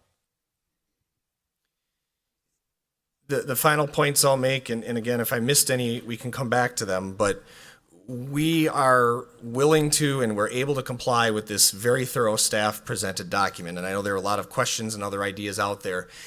The containment plan will be a very detailed submission, and we will work with the fire department to make sure it has everything that's in there. But certainly the state agencies, as previously mentioned by staff, are the regulating authority. And if, in the unfortunate circumstance, there is a spill, there are notification requirements. So one gentleman, I think it was last night, asked us about how would he be notified if there's contamination or a spill. The law requires reporting. The law requires immediate investigation. The law requires remediation if it's to that level. So that's where the repercussions, the remediation kicks in, is when and if something were to happen. And what you have before you is a reputable owner and operator of the site that is putting $30 million into the facility and will be keeping up with its maintenance plan. And that's what's required by this conditional use permit. And the city will receive notice of those inspections. If you noted that new language that's on the top of page 10, There are requirements of 48 hours notice that we, throughout our ongoing inspection, annual or required, or other maintenance that requires that type of level of permitting and inspection, or any replacement or closure. And I think the closure, that's key too, that if FedEx leaves the site and the tanks are causing a problem, that's where the city will have notice, and that'll be part of the closure. So all of that is covered in this and is properly placed in the jurisdiction of the state, which has the personnel to really look into these things when and if there's an issue. So with that, I'd be happy to answer any other questions, but we hope that we've answered the ones that we've heard to date. I would think so. The one I didn't hear, Ms. Wilms, and this is really on the city, talked about who she complains to. That complaint will come to the city. That doesn't fall on FedEx. That actually falls on the city of Oak Creek and our zoning. So Ms. Wilms, yes, would have to call the police, and the police would be notified of the violation. They would notify the zoning inspector, and the zoning inspector would then go out and talk to the business owner. That would be the chain of command for that. I do agree with her. Our police have better things to do. But if they are violating their zoning agreement, we have to notify them. And that starts with the resident going to the police. Or if it's a daytime thing, you can go directly to our zoning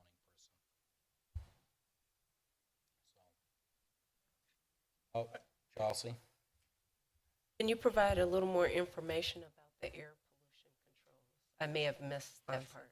I'm going to defer to Mike Bauer on that, just because we've been focused more on the site planning from my end, but Mike, if you can speak to. Explained to the residents yesterday evening, and we do not have the information available to us. We are not the experts on that subject. I can tell you with great certainty that FedEx employs people that are way smarter than me. They have a department of people that specialize in that.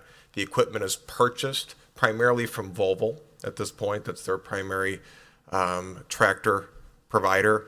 Volvo builds meets or exceeds EPA standards, and it's no different than any other truck that's going up and down the highway today. These do not produce an extraordinary amount of pollution. I'll just add, if I may, that, and this is on page 7, the letter J reference brings into the state and federal regulations. So once again, we point to, who do you have before you? This is a national company that has to maintain compliance with EPA. Those are the federal regulations, and they do have facilities in Wisconsin, so they are already compliant with the state regulations. And so those things are layered into this already, and with the demonstrated record of being able to comply. So as Mike mentioned, the equipment they buy complies, it's maintained, it's upgraded. We have a maintenance facility on this site, and that already is layered into whatever those regulations are. We're not the experts, unfortunately. We can't speak to particulates per airspace or whatever the standard might be, but we will comply, whatever the standard might be. Let me ask this question. With any of your other locations, have there been any concerns about air pollution? Not to my knowledge. Yeah, have there been concerns? Absolutely.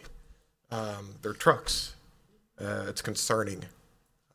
People are often concerned about that. I am not aware of any infraction. I am not aware of any instance where it was measured and found that this facility generated, as I said before, an extraordinary amount, anything above what would be allowed under the current regulations. Does that answer? Thank you. Okay. Anyone else before we go? Fred? Yeah, I'd like just to make a comment on the last page on 10, section 13 and 14. They talk about violations and penalties. If they fail to comply to the standards we have, they can actually be shut down until those corrections are made. And if they aren't made, then again, we can revoke their permit to operate and function. So just to let you know, there are rules and regulations that are stated in this procedure that does protect us if they do not meet those standards. Okay. Anyone else on this side? Okay, keep in mind, this isn't an approval vote, this is just conditions and restrictions. I have another question. Just for clarity on item L. I think Carrie wanted to have us do something special with this. Item L is the incorporating the used in conjunction with the operation of the business language that's taken from code. My understanding, based on what the applicant's representatives have said, they are fine with us incorporating that language. So if the Plan Commission recommends that, it will be incorporated to state no other outdoor storage, excluding vehicles and semi-trailers used in conjunction with the operation of the business, parked in designated parking areas approved by the Plan Commission, is permitted. Thank you. Okay, with that, we'll move for a motion.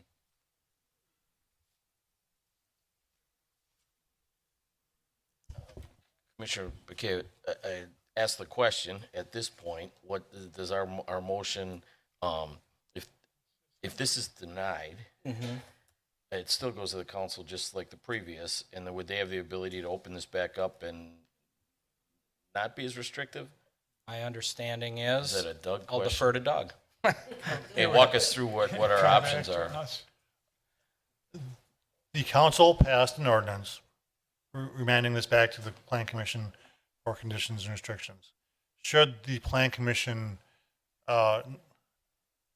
essentially not recommend any conditions and restrictions, the council could move forward with a less restrictive set. I mean, essentially, they would be put in a position where they could say, well, we can just take our standard conditions and restrictions.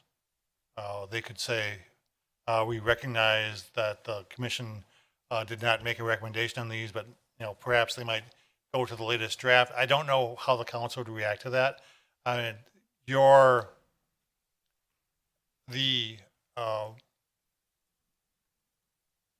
decision or potential decision to not recommend conditions and restrictions does not necessarily obligate the council to any particular action.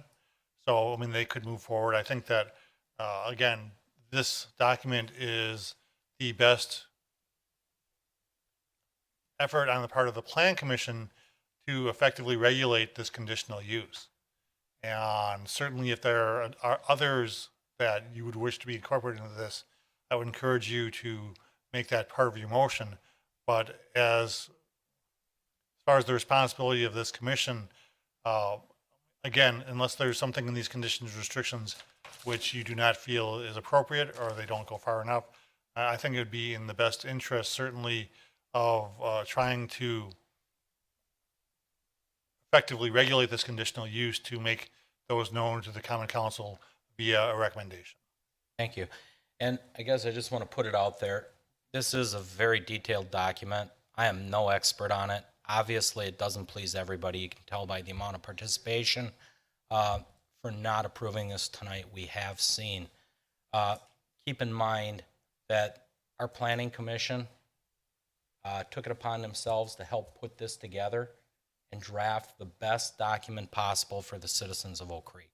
Whether it's people that live in the area, the city, it's for the entire city. Their expertise far outweighs mine. So in things like this, sometimes you really have to back your staff on this because this is why we have them in place. So with that, I will ask for a motion. I will make a motion. Bekavich makes a motion that the Plan Commission recommend that the Common Council adopt the conditions and restrictions as part of the conditional use permit for a freight terminal with 2 underground storage tanks in excess of 5,000 gallons and outdoor storage of dolly equipment as accessory uses at 500 West Opus Drive. Terrell seconds. Roll call. One question before we take Yes. a vote. Include the motion to include the language in L. I will restate the motion. That the Plan Commission recommend to the Common Council adopt the conditions, restrictions as part of the conditional use permit for a freight terminal with 2 underground storage tanks in excess of 5,000 gallons and outdoor storage of dolly equipment as accessory uses at 500 West Opus Drive and include restriction L as Carrie will now state.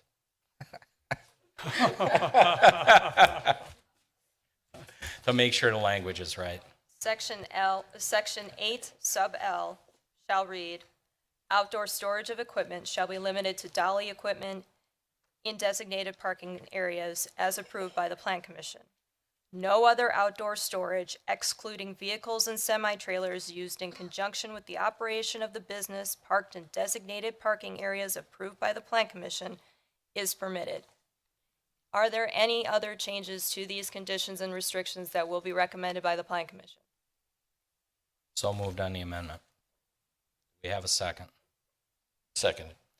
Roll call. Well, I have a question, though. Are there any other conditions to be changed in this document that are going to be recommended by the Plan Commission? I would recommend a change. Are we just all stating what we would like changed? But what would be your proposed change? Oh, yeah, at this point, we have a first and a second. We have a motion. You can certainly entertain that as part of your discussion, Chair, at the chair's Yes. discretion. I don't think we had one question answered, which was the mobile device inclusion or exclusion. And we didn't really get a direction or answer that question. We will retract the motion and we'll address the last question on the mobile device. And the question is? Well, the question was that we have the ability, we had asked Doug to or not to exclude the mobile device noise, which is really the biggest concern about noise. At this point in time, I would defer that to the city attorney. But having said that, it's my understanding that our ordinances do not allow us to regulate noise from operating motor vehicles. I would just add this, it's my understanding, and please correct me if I'm wrong, that the trucksters or the hucksters or the dollies, whatever they're called, are the only things that have backup alarms.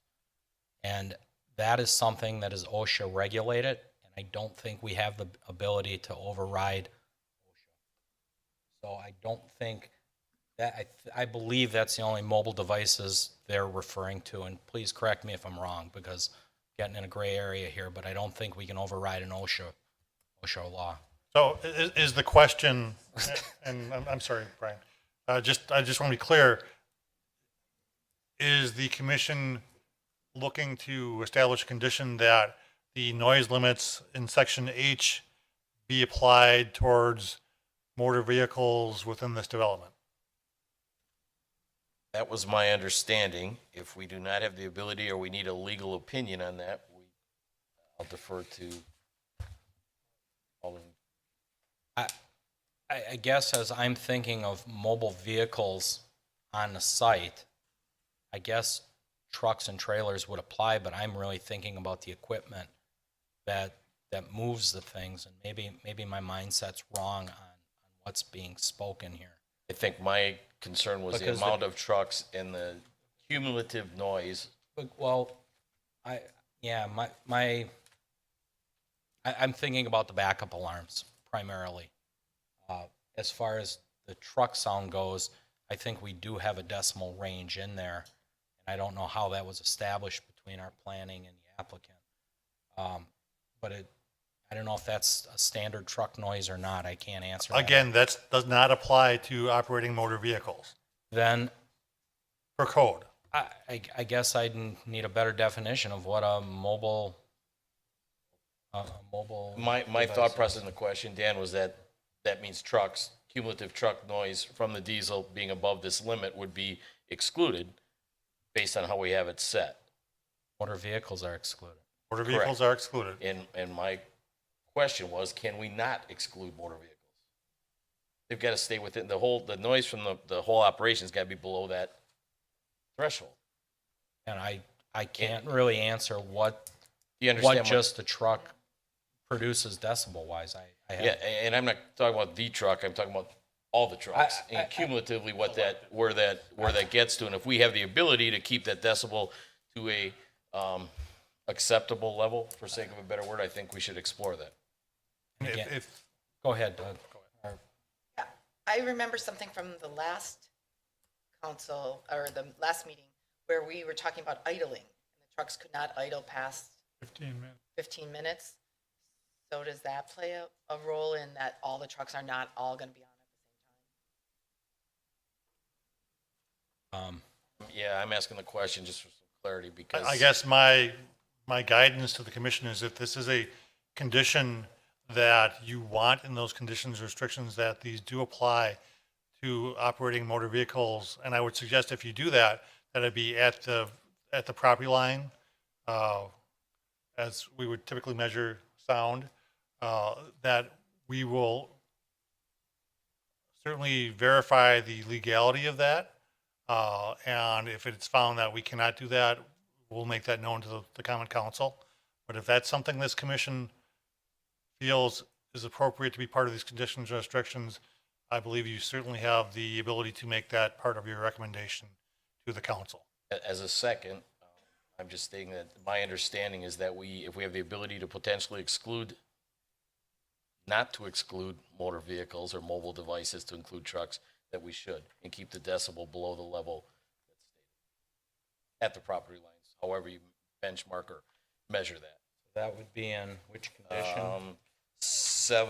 Page 7H, the parentheses, other than the operation of motor vehicles or other mobile equipment.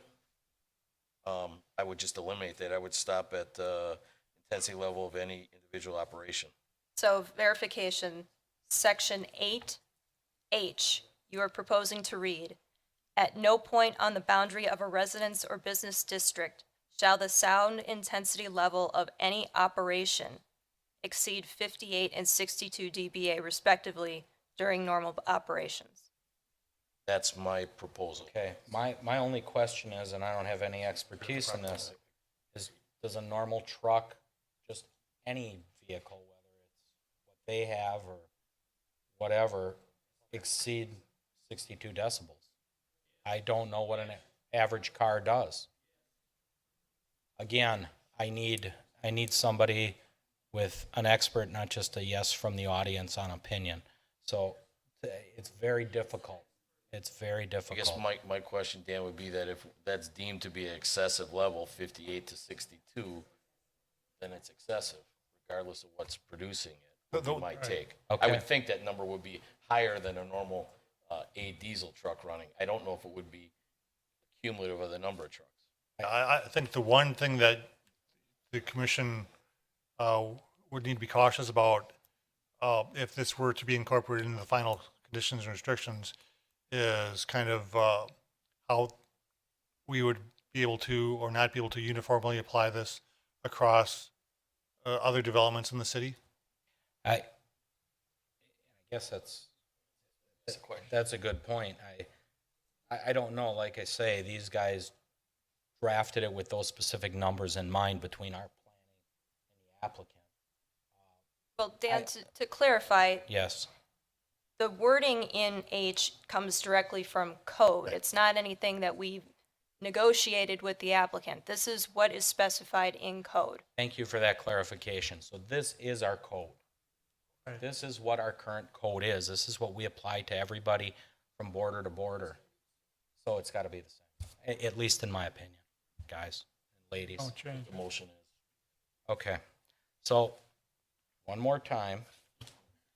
The motion will be, Kavich makes a motion that the Plan Commission recommends the Common Council adopts the conditions and restrictions as part of a conditional use permit for a freight terminal with 2 underground storage tanks in excess of 5,000 gallons and outdoor storage of dolly equipment as accessory uses at 500 Opus Drive, and incorporate the language from Section 8, Item L.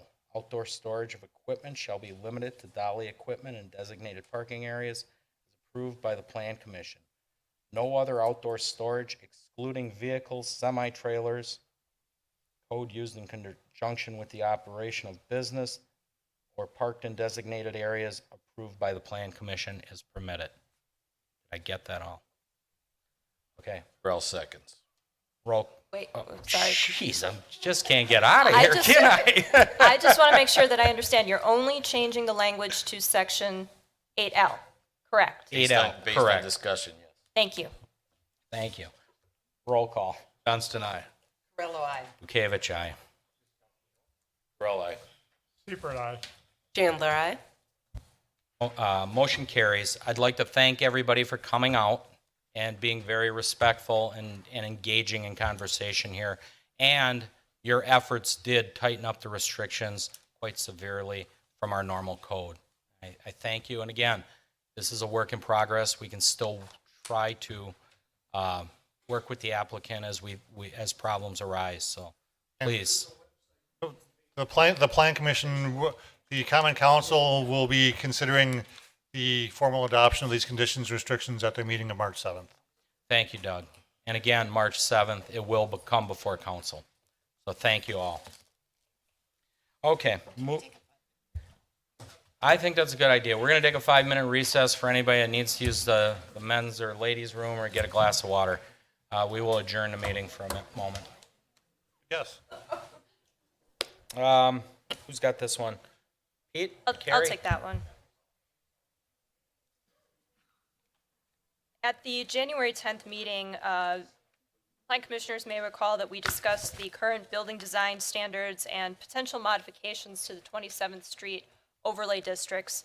The Plan Commission had a couple of options that were offered for your consideration. What the Plan Commission chose not to do was amend or eliminate any of the overlay district boundaries. Instead, what the Plan Commission directed staff to do was to look at possible code modifications to address a couple of issues. So the first thing is the modification of standards. And right now, there are no modification of standards, and the standards in the overlay district are different and above what are in the regular code requirements. The proposal before you is to incorporate the modification of standards section in 2 areas, because those buildings have, within the overlay districts, are split from 20,000 square feet and below, and then 20,000 square feet and above. The language states, the Plan Commission may modify any of the above building design standards by a 3/4 vote of members in attendance, but only if supplemental design elements or improvements are incorporated into the project over and above those which are otherwise required, which compensate for the modification of the particular standard.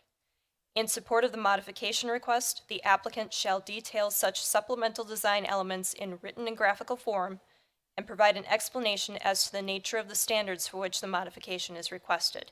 You'll also remember that this language is exactly what Franklin has in their code for the overlay districts. So the staff recommendation is that the commission recommend to the council that section 17.0329 sub C2C1F and section 17.0329 sub C2C2E be created to read with that modification of standards language. Thank you, Carrie. And I think you guys will all recall we had this discussion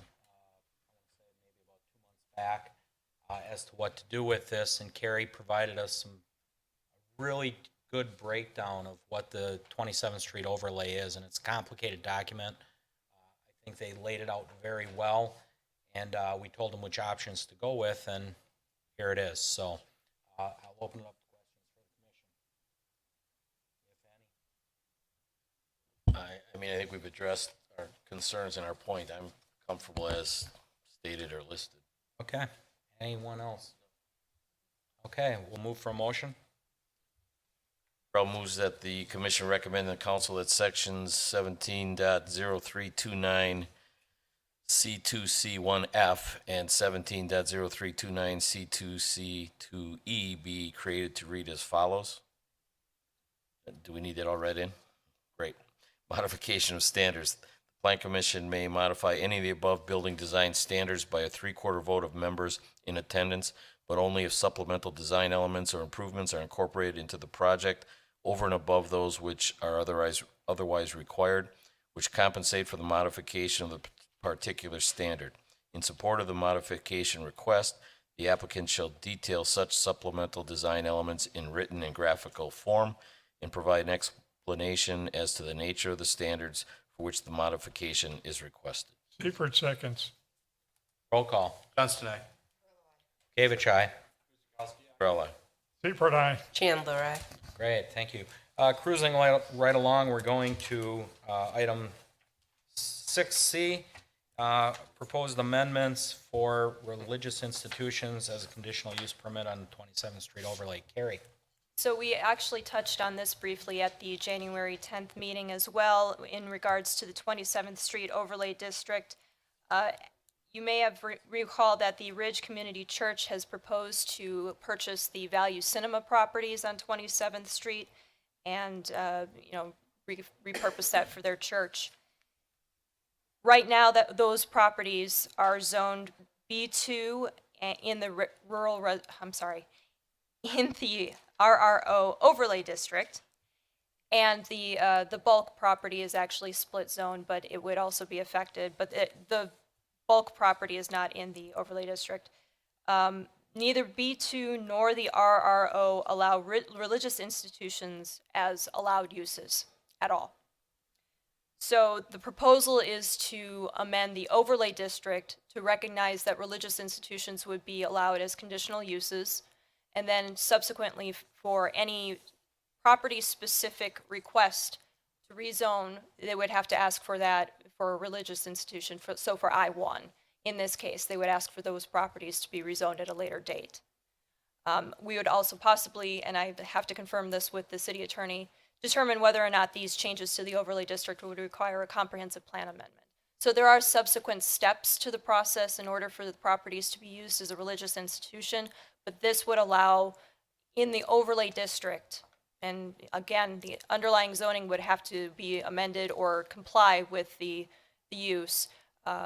This would allow those religious institutions to be allowed in the overlay districts. Okay. And just for clarification, you did say this is the first step and it will allow the church or the religious institution to go forward with the purchase of the building or land. Well, zoning does not have anything to do with land sale or purchase.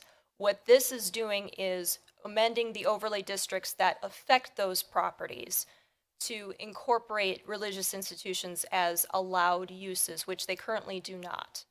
So their individual agreements may be tied to our zoning decisions, but we are not tying our zoning decisions to their purchase. I just want to make that clear. And I understand that. I just think there might be some hesitation upon the institution to enter into an agreement without knowing.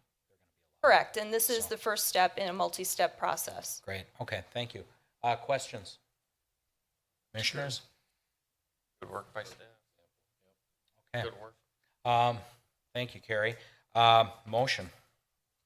Seifert moves that the commission recommend to the council that sections 17.0330 paren C paren 10, section 17.0331 paren C paren 9, section 17.0332 paren C paren 10, and section 17.0333 paren C paren 7 of the municipal code be created to allow religious institutions as conditional use in the 27th Street zoning overlay district after a public hearing.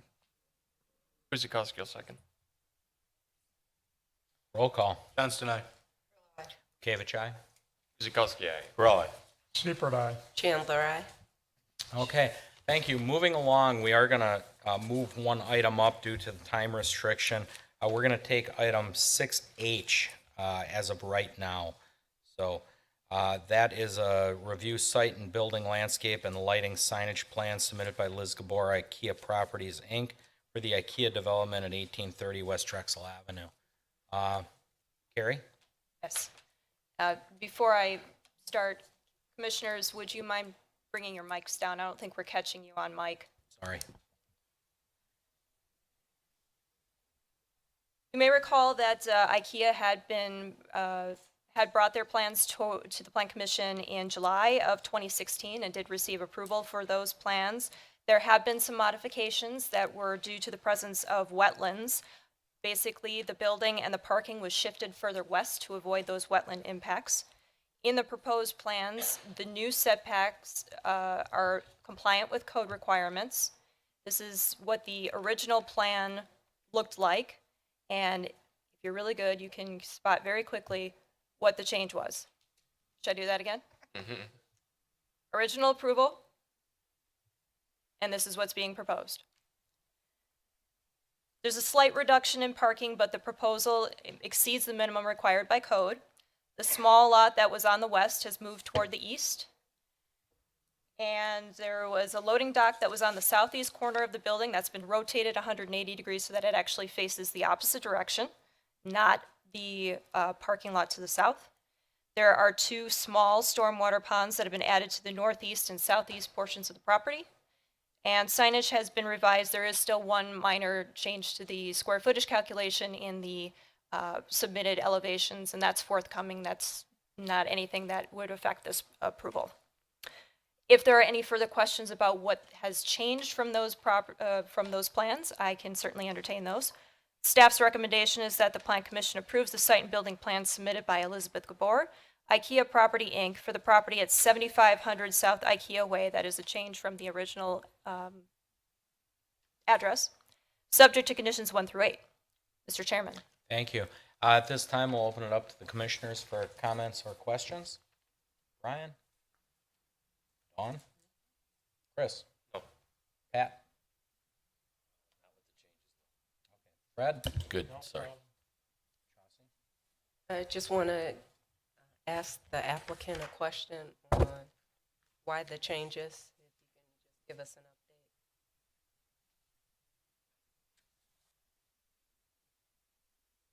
Still with us? Yes, they are.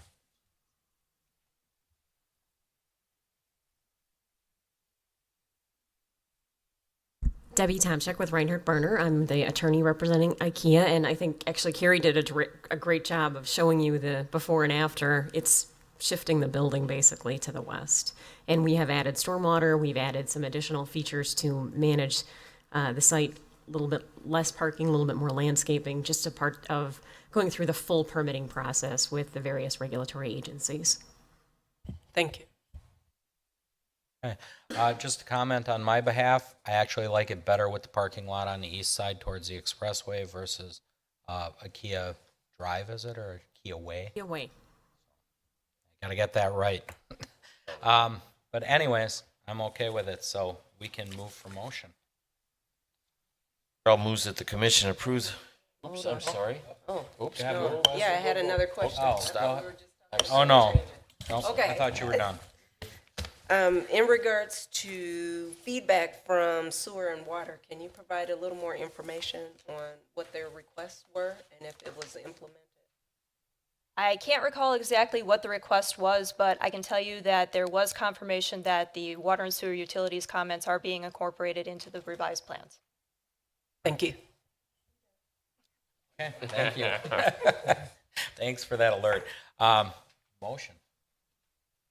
Carl moves the commission approves the site and building plan submitted by Elizabeth Gabor, IKEA Property, Inc. for the property at 7500 South IKEA Way. Pat, can I interrupt you for just a second? I'm sorry, there is a typo in there. It should be site building and sign plan review. I concur. With the following conditions. 1, that all signs meet the dimensional and square footage requirements of the B6 Interchange Regional Retail District. 2, that all revised plans, site building, landscaping, lighting details, etc. are submitted in digital and paper formats for review and approval by the Department of Community Development prior to the submission of building permit applications. 3, that all mechanical equipment, ground, building, and rooftop are screened from view. 4, that all building and fire codes are met. 5, that stormwater grading and road plans are coordinated with and submitted for final approval to the engineering department prior to the issuance of permits. 6, that the final lighting plans indicating luminaire type, pole type, color, and height are submitted for final approval by the electrical inspector prior to the issuance of building permits. 7, that all water and sewer utility connections are coordinated with the Oak Creek Water and Sewer Utility. And 8, that detailed landscaping plans are submitted for review and approval by the Director of Community Development prior to the issuance of building permits. Seifert seconds. Roll call. Johnston, aye. Furlow, aye. Gavich, aye. Kuzikowski, aye. Earl, aye. Seifert, aye. Chandler, aye. Thank you. Good luck. Next up, item 6D, conditions and restrictions.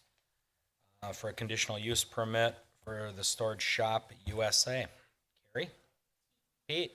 Pete? I knew you were here for a reason. I get to talk once in a while, too. If you recall, back on February 14th, the Plan Commission recommended Common Council approval for the rezoning conditional use for the site at 331 and 401 East Oak Street for storage, Storage Shop USA, and directed staff to draft the conditions and restrictions for that conditional use permit. I cannot confirm the number of conditions this permit has, but I believe it is less than 89. To briefly go over the conditions and restrictions, the two that I'd like to point out, for the most part, this is our standard type of condition and restriction document. Just wanted to make sure that you see on page 2, section 3, parking and access, sub A, parking requirements for this project shall be limited to the spaces as shown on the site plan approved by the Plan Commission and in conformance with sections 170403 J5 of the zoning code. And the reason I specifically have that in there is because it's similar to when we had the self-storage sites. We talked about what constitutes parking. You know, if you have a stall and you have a parking in front of your dock door, in this particular case, you know, can we count that? So the parking requirements are going to be reviewed at a later date. And so I just want to specify those requirements so it's not compared to the typical M1 district. On page 4, I've added a section on the top talking about a buffer yard. This is directly taken out of our code. Anytime a manufacturing district is butting up against a residential, we require an additional buffer yard, which requires additional landscaping. In this particular site, you know, these two parcels will be zoned from RS2 to M1, but to the east it will be RS2. The applicant will have to have a 50-foot setback of the buildings. Good news is that his concept plan shows he has about a 55-foot setback, so it should not impact necessarily what he's proposing to do. However, just wanted to spell that out just for when it comes to site plan review, that we can always refer to the conditions and restrictions.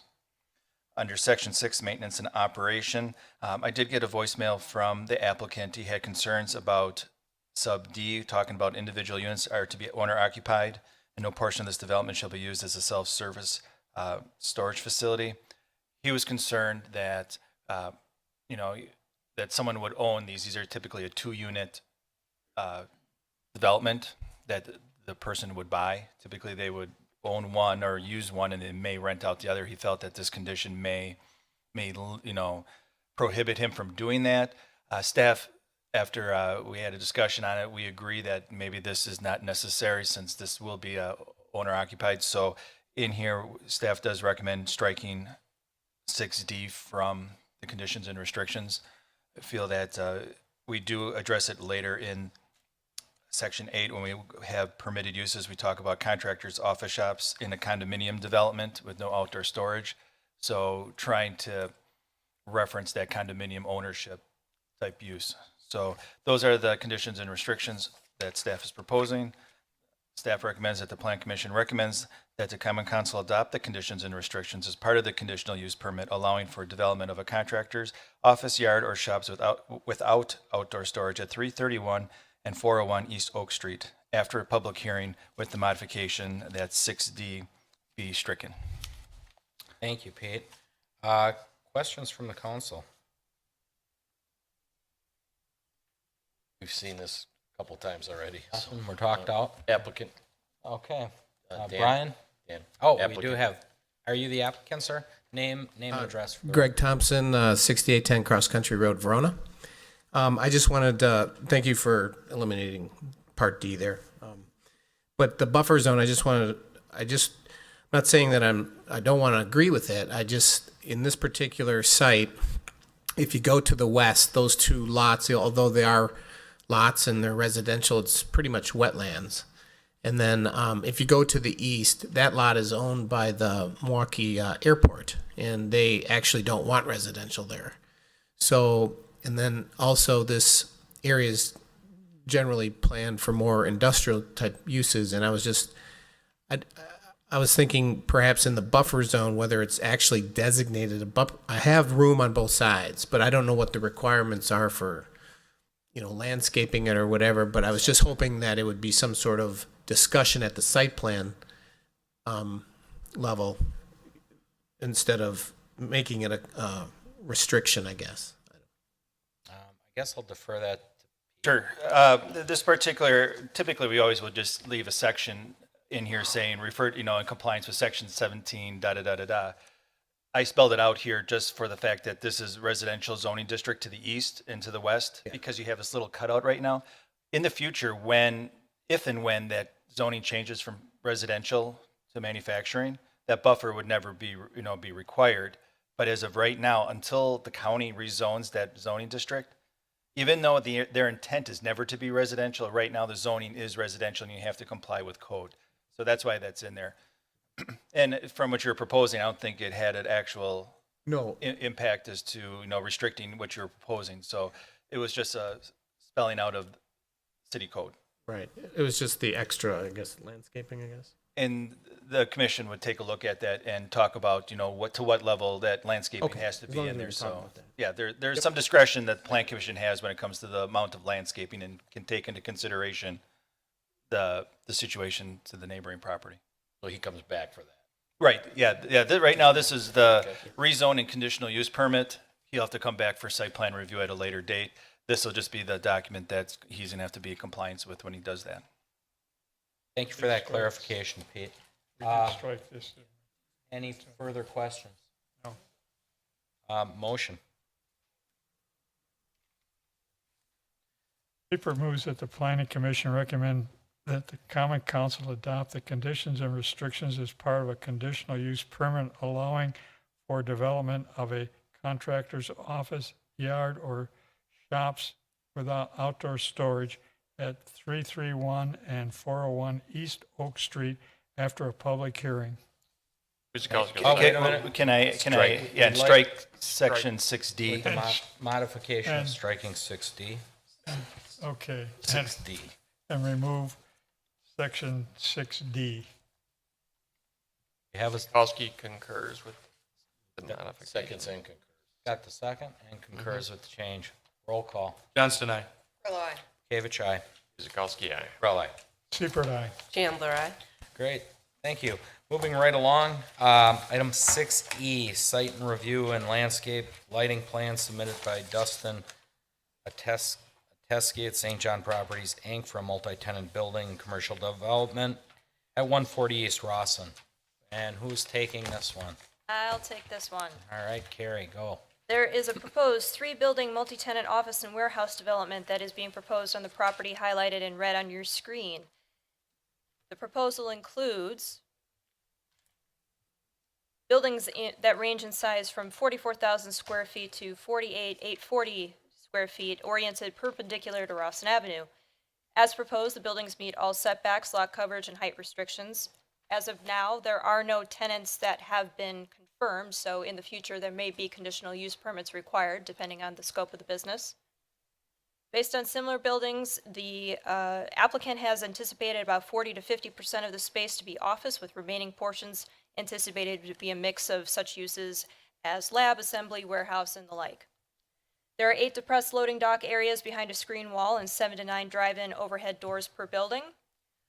88 stalls are shown on the west side of Building A, 190 stalls shown between Buildings B and C for an overall total of 278 parking stalls. There's no parking that has been specified for semi-trailers or delivery vehicles. It is assumed that those vehicles will be parked, if they are parked, in the loading dock areas. Anticipated hours of operation, again recognizing that there are no confirmed tenants at this point, are anticipated to be 8 to 5 with some flexibility in those hours Monday through Friday and limited Saturday hours. It is not anticipated that there will be any Sunday hours at this point. The minimum parking requirements for manufacturing operations in our code is 1 stall per employee on site during the largest shift. Minimum parking requirements for professional office space is 1 stall per 250 gross square feet plus 1 stall per employee with the largest shift.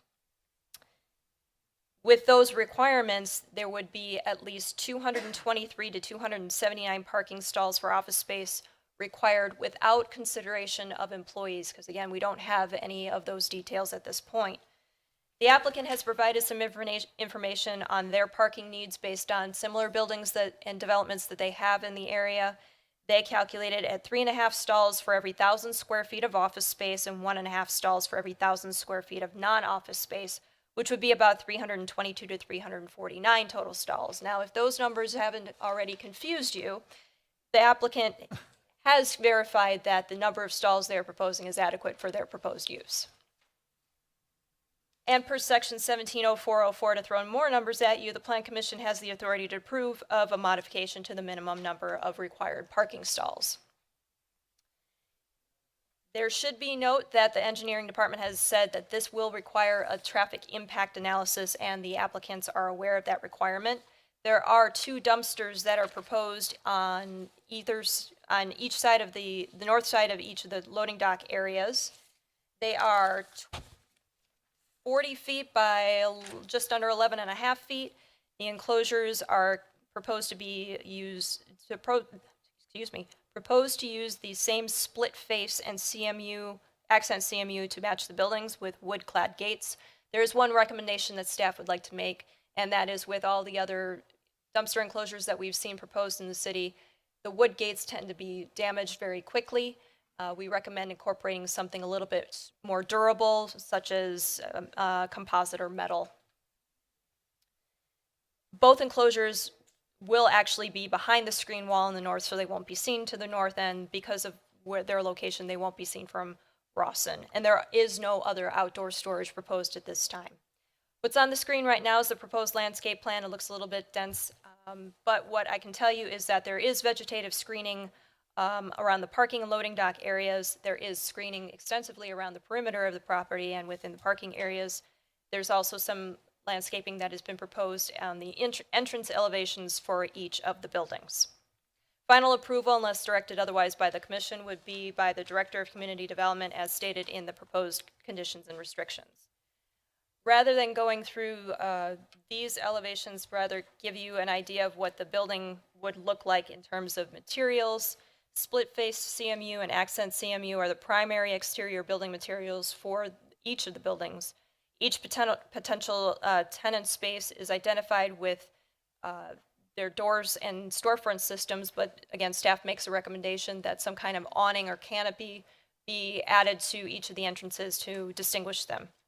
Rooftop mechanicals, although not shown, are proposed to be located in the center of the roof to minimize their visibility.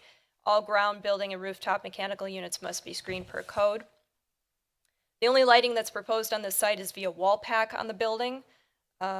Those are on all but the north elevations of the building, so this won't go over to the properties to the north.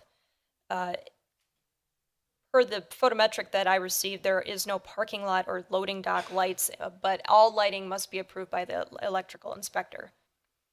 There were comments received from the water and sewer utility. Those were provided to the applicant and will be incorporated. Stormwater is shown on either side of the site, and those plans must be approved by engineering as well.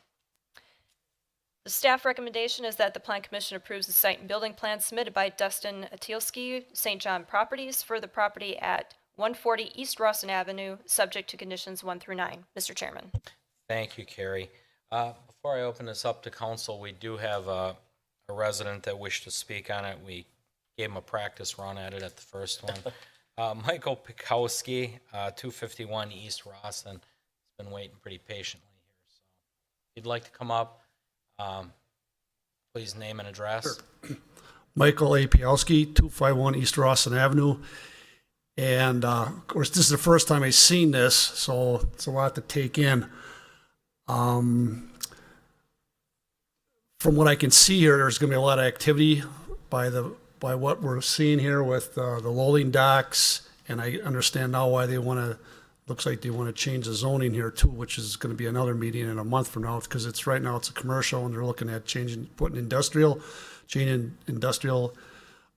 zoning, which I would like to know what that is. And then there's going to be a lot of questions. I think first of all, are we going to get a schematic of this so we, the neighbors, we can look at this to see exactly what they want to do, so we have some good idea what this is all about? Because just by looking at this today, a lot of questions I have. That property is high ground, and our homes, which are across the street, which, by the way, our home's been there, our family's been over there for over 100 years. The Marks family, the Schumachers, the Bricklers, there's 4 homes across where our families have been here for, our houses are over 100 years old. So naturally, that was the Hydrick site, that was a farm site, and then Goodwill originally bought that property, and they were gonna put a training facility and a catering facility there at one time. Well, that obviously fell through. So now this whole thing changes, and there's gonna be a lot more activity because of this, because of what they're offering to propose here, and a lot more traffic. So one of the things I have thinking about right away is when we dealt with Goodwill, they were going to do a major landscaping facing our homes to make sure that we weren't affected by their plan, and that was one of the questions I have right now, because that elevated area, are they taking that land down? Are we going to have lights shining into our homes from across the street? And I'll probably I'll give it a good idea where we are. So if you come from Farm and Fleet, you cross the street. If you've ever seen a house with a mailbox with flowers all around it, that's my house. So that's the one. Yeah.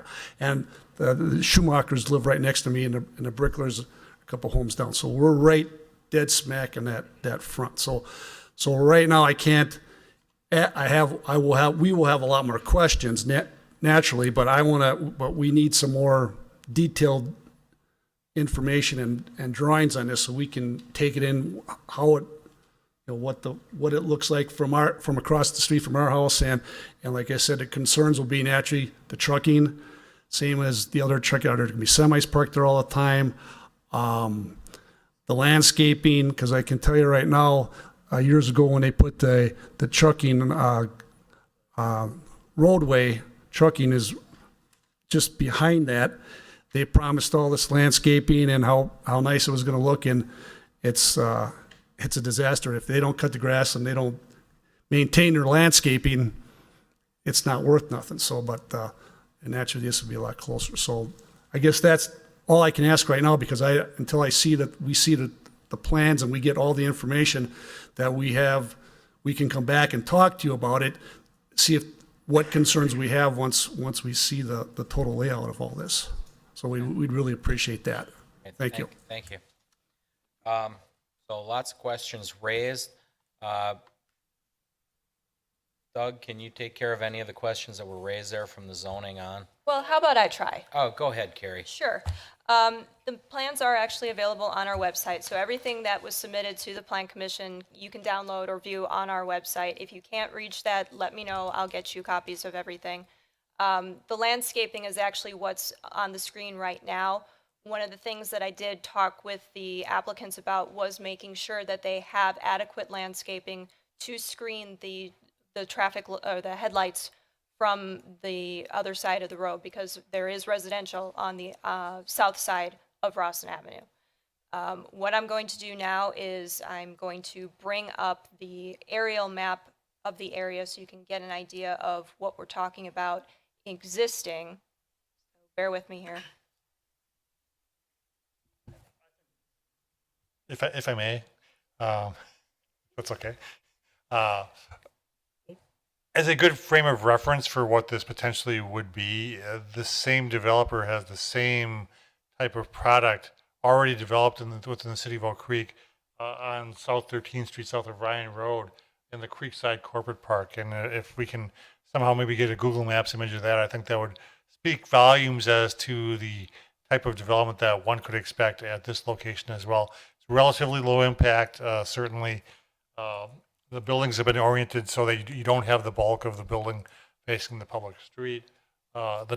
Just in general, the types of businesses, if 13th Street is any indication, they're not going to be the heavy traffic generators. They're not going to be heavy trucking. I think you can see from the image once we pull it up, hopefully, that, I mean, it's not nearly as intense as some of the more standard industrial uses there. So from the perspective of the impact of this, I think it's probably less than what would typically be associated with a traditional M1 development of a distribution center, for example.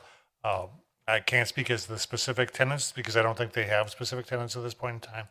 I can just say that, I mean, it's a development that we're familiar with, one that's been done throughout the region and actually the state of Wisconsin, and one that is, the impacts are certainly manageable, and I think that's a pretty good use for this site.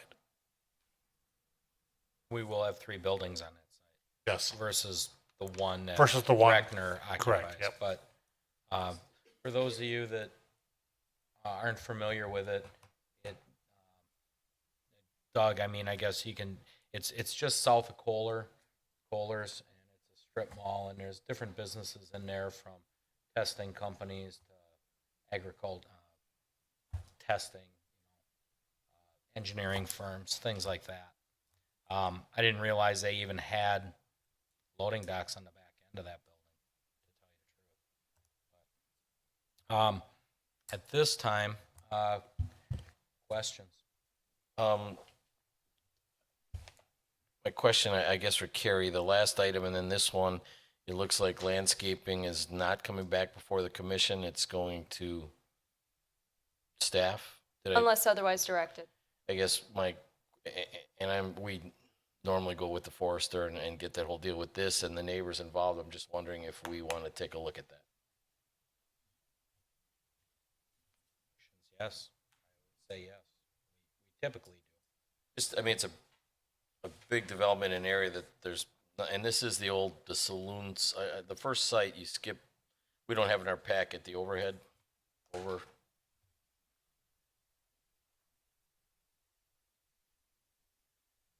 This is the property right here. Oh, it is a property.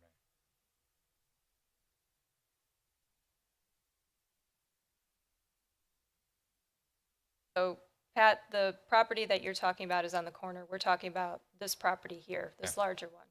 I misinformed him. I thought it went all the way to Howell Avenue. No, it does not. Because I seen the frontage road, and that's what tipped me off as to where it was. Question on the frontage road. Is the frontage road the owner's responsibility, or does the city own that? City does not own that. That's in the county right away, Brian? County right away.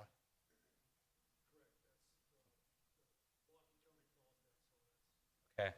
I would imagine they'd need a left-hand turn lane going in there at some point in time. Possibly, Brian? Possibly, and that's what the TIA will address as well. There's 3 intersections that the TIA is going to look at.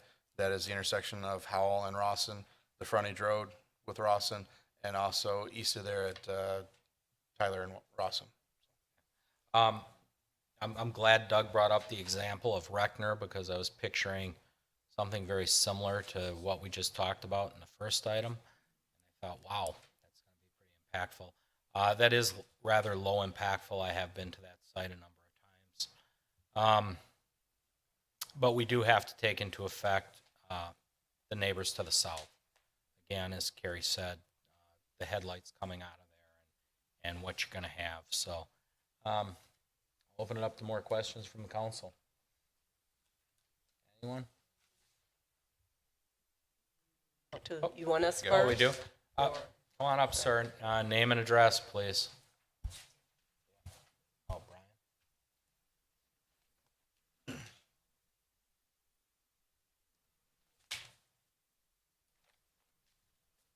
Yeah, hi, Brett Mazzoni. I own the property at 120 East Rawson Avenue. You referred to it as the saloon site. And I guess my only concern is you're talking about access here to that frontage road there that you're talking about there. That's the only access to my property.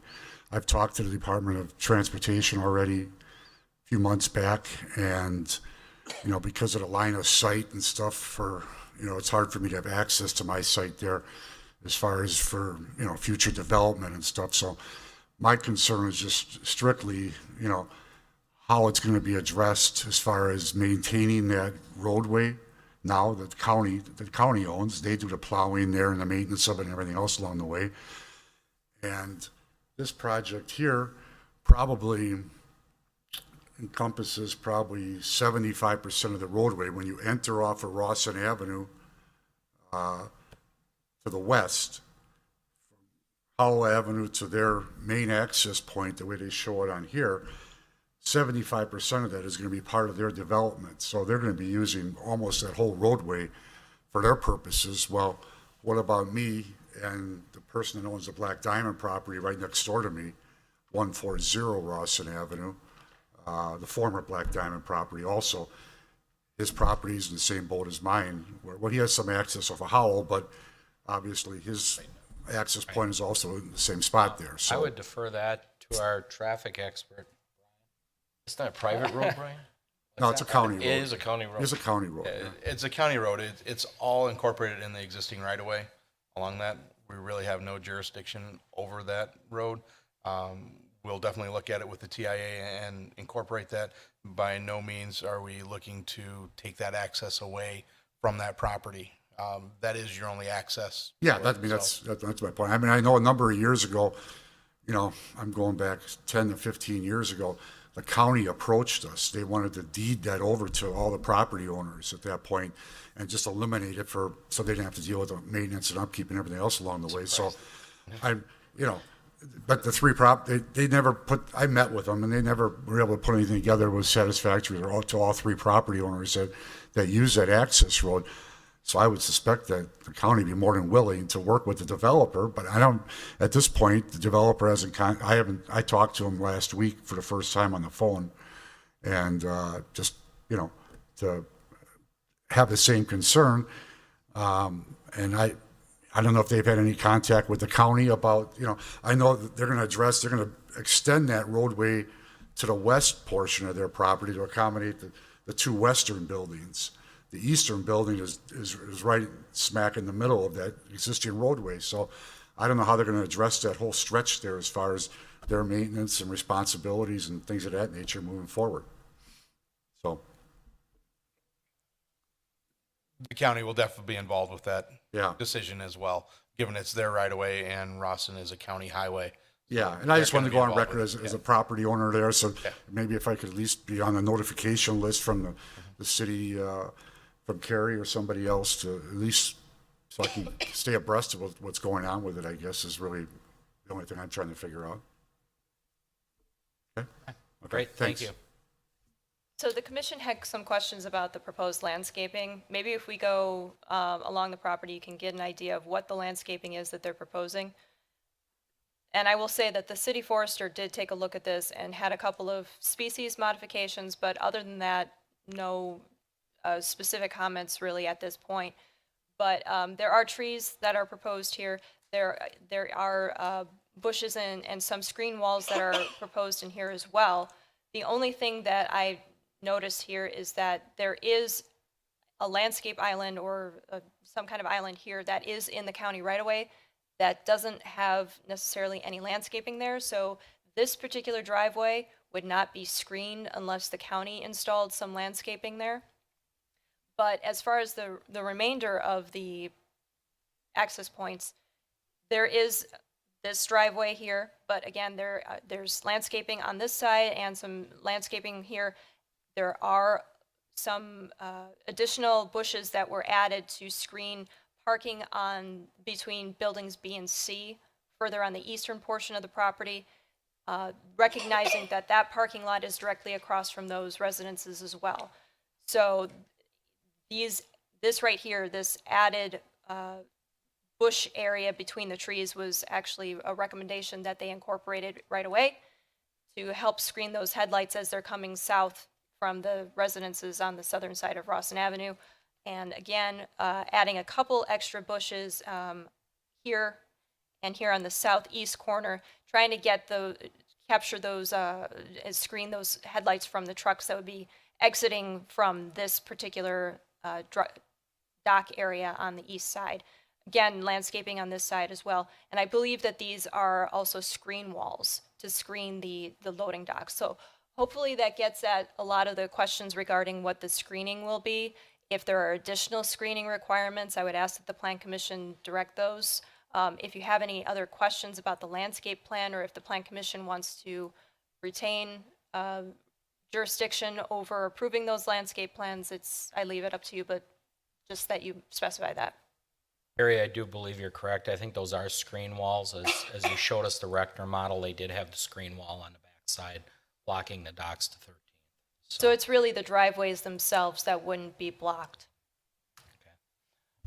Questions? Brian? Just to address one of the previous comments or questions that they had, buildings A, B, and C, that's left to right, A, B, and C. A building, grading pretty much laying the same as it is now. The middle building, building B, that's roughly dropping 10 feet according to their proposed grading plan. And then building C is getting raised up about 8 feet. So kind of knocking the hill off and pushing it to the east. On. Chris? Pat? Fred? I have a question for the applicant. Nelson Mankowski with St. John Properties. Can you provide us the actual materials that are being used? Jossie, I You don't have- think we're picking you up on mic. Can you hear me? Okay. Can you provide any materials or samples of the? We can. building that- This building we're proposing is a building we use throughout Wisconsin. It's a pretty reliable model for us. It's a spec building, as previously stated, encompassing office and warehouse. I'm proposing a split-face CMU product with some vertical accent banding. And we can drop off a material sample of that product if you guys would like to review it as well. And what are the colors?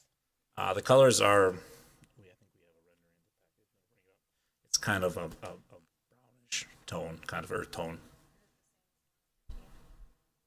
No, the one on 13th is a little bit older. That's an all brick building. So this is a little bit more up-to-date design. So you can see those are the color palette there, and it's going to be dark anodized storefront and aluminum in the front. We'll have color-matched overhead doors in the back. And it's kind of, again, that brownish hue with a complementary accent banding that's going to be in a vertical 3-band strip. And just so you guys know, the panels that are indicated are just for the tenants to signify their spots, and they're not illuminated. They're just aluminum panels that'll have vinyl applied to them. One additional question for the fire department in regards to the requirements for sprinkler systems. What's the recommendation, since these facilities, they don't have actual customers yet, so the inside is not complete, is that correct? Yeah, the buildings are going to be fully suppressed with fire sprinklers, and then we will do alteration construction permits for each tenant that will then take into consideration each tenant's use. Excellent, thank you. Additional hydrants, Mike? Or does that come with the plan later on? That'll be part of the, once we receive formal plans at the fire department, we'll work with the applicant as far as hydrant locations. Usually by then, we have a pretty good idea of the water mains in and what they intend to do with fire department connection. That kind of drives hydrant placement throughout. We try to be a little bit economical with that. So as the plans are submitted, we'll certainly work with them on hydrant locations. There will be more. There definitely will be more. One point we did comment on for this plan, the westernmost building, you've got basically a one-way road, a single access along the west side of that. We did ask for a fire department approved turnaround at the north end of it to give us the ability to get an apparatus in there, flip it around and get it back out. So we've been working with them. They've been receptive, and I don't see any issues with solving that problem. And the frontage road's adequate. I mean, you guys have been dealing with it for years, I suppose, so. As far as getting your equipment in and out of there. Yes. Okay. Anything else? I have Chelsea? another question. In regards to, this is on page 2, water and sewer utility, there was a question about fire flow requirements, and it was presented to the applicant. So is there anything that has to be implemented different than what exists today? So your fire flow requirements really come from two sources. The water utility does a pre-calculation, then the secondary calculation, I guess you could call it, will be done based on the size of the building, the occupancy, and then the sprinkler is factored into that. So there's kind of a pre-estimate by the water utility, and then we get involved with the final plans for estimating fire flow. I think the idea is to avoid any surprises when you put up large structures with the water availability in the area. I don't foresee any problems in that location. Thank you. Anybody else? Okay. Carrie, you have informed them on the thickness of the stone we require, just so there ain't a Well, big CMU, oops on so that. Okay. Other than that, seeing nothing? are there any comments from the Plan Commission in regard to the landscape plan? Is that something that the Plan Commission wishes to retain? I think we should retain the landscape plan, but at first glance, I think it's looking pretty adequate right now. Well, the reason I ask is how do we want to proceed? Do you want it to be left to the director to approve of final landscape plans? Do you want to approve the landscape plans before you tonight? Do you want any changes to those landscape plans? I think I would bring it back here for approval, quite frankly, after the design's made. So, but I would need to be able to provide the applicant with some kind of comments about how it would be modified if it's going to be brought back. Let me ask you this, as a discussion piece, would any type of berming help raise that on top of it if you put a small berm on the south portions of it? I would have to defer to Brian if they even have enough room to install a berm. Brian? I know we always shoot for berms. If I may, in the interim, I mean, if the landscaping certainly raises some concerns, and it sounds like it is, I think that there's really no loss in process if we were to kind of refine some of those concepts and bring that back to you as a more formal action item separate from the approval of site and building plans. Agreed? Yes.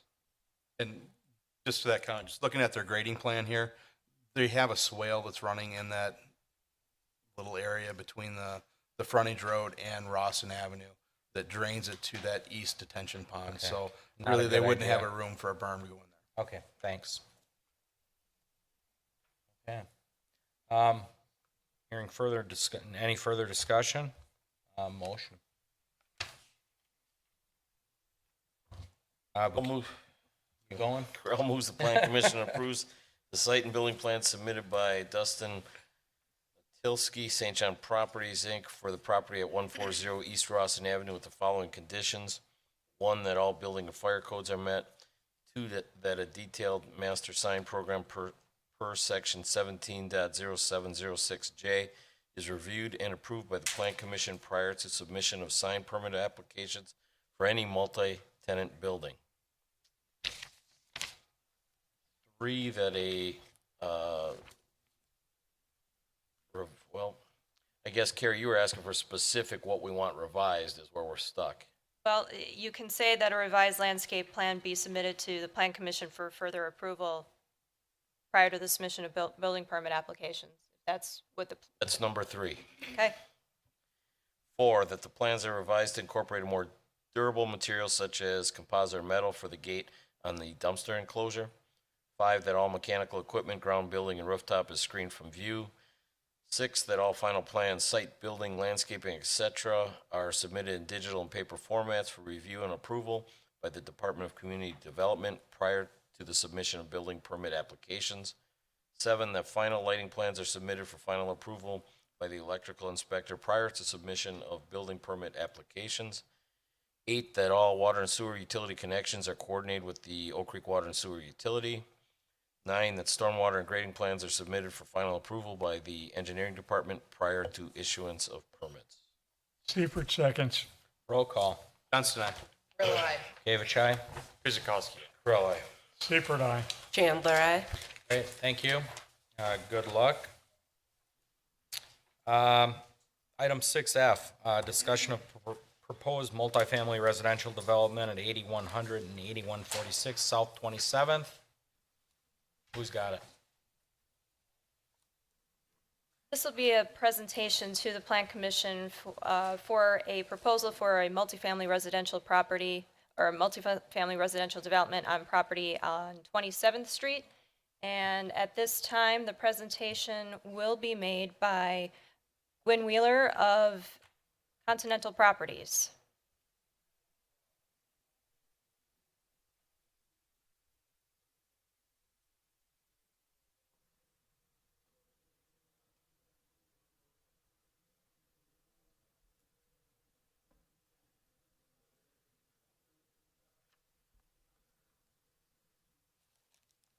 Welcome, name and address, and My name is Gwen Wheeler with Continental Property. Our address is West 134 and 8675 Executive Parkway, that's Menominee Falls. Thank you for your time tonight. Carrie's going to help me with my presentation here, and feel free to interrupt me with questions. I know it's late. I'm going to try to not go into too much detail, but let me know if you'd like me to get into more detail with this.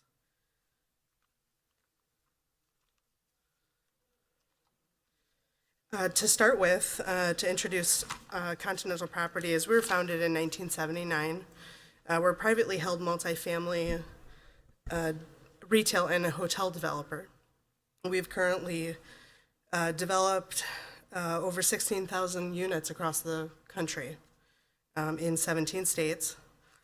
We do have a full-time on-site property management staff for all of our Springs communities. They are there to ensure that the property is upheld. They handle all of the day-to-day management and leasing operations in all of our communities. So we do not use any sort of third-party management company.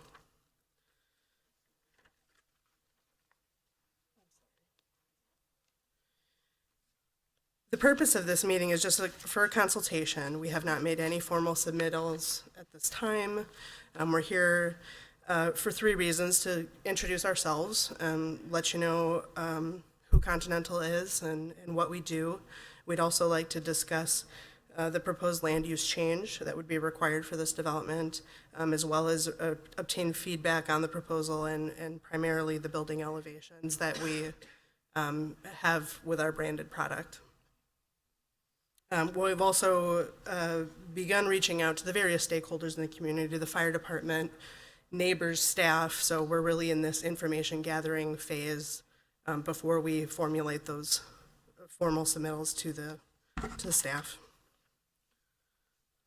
So to talk about the piece of property specifically that we're looking at,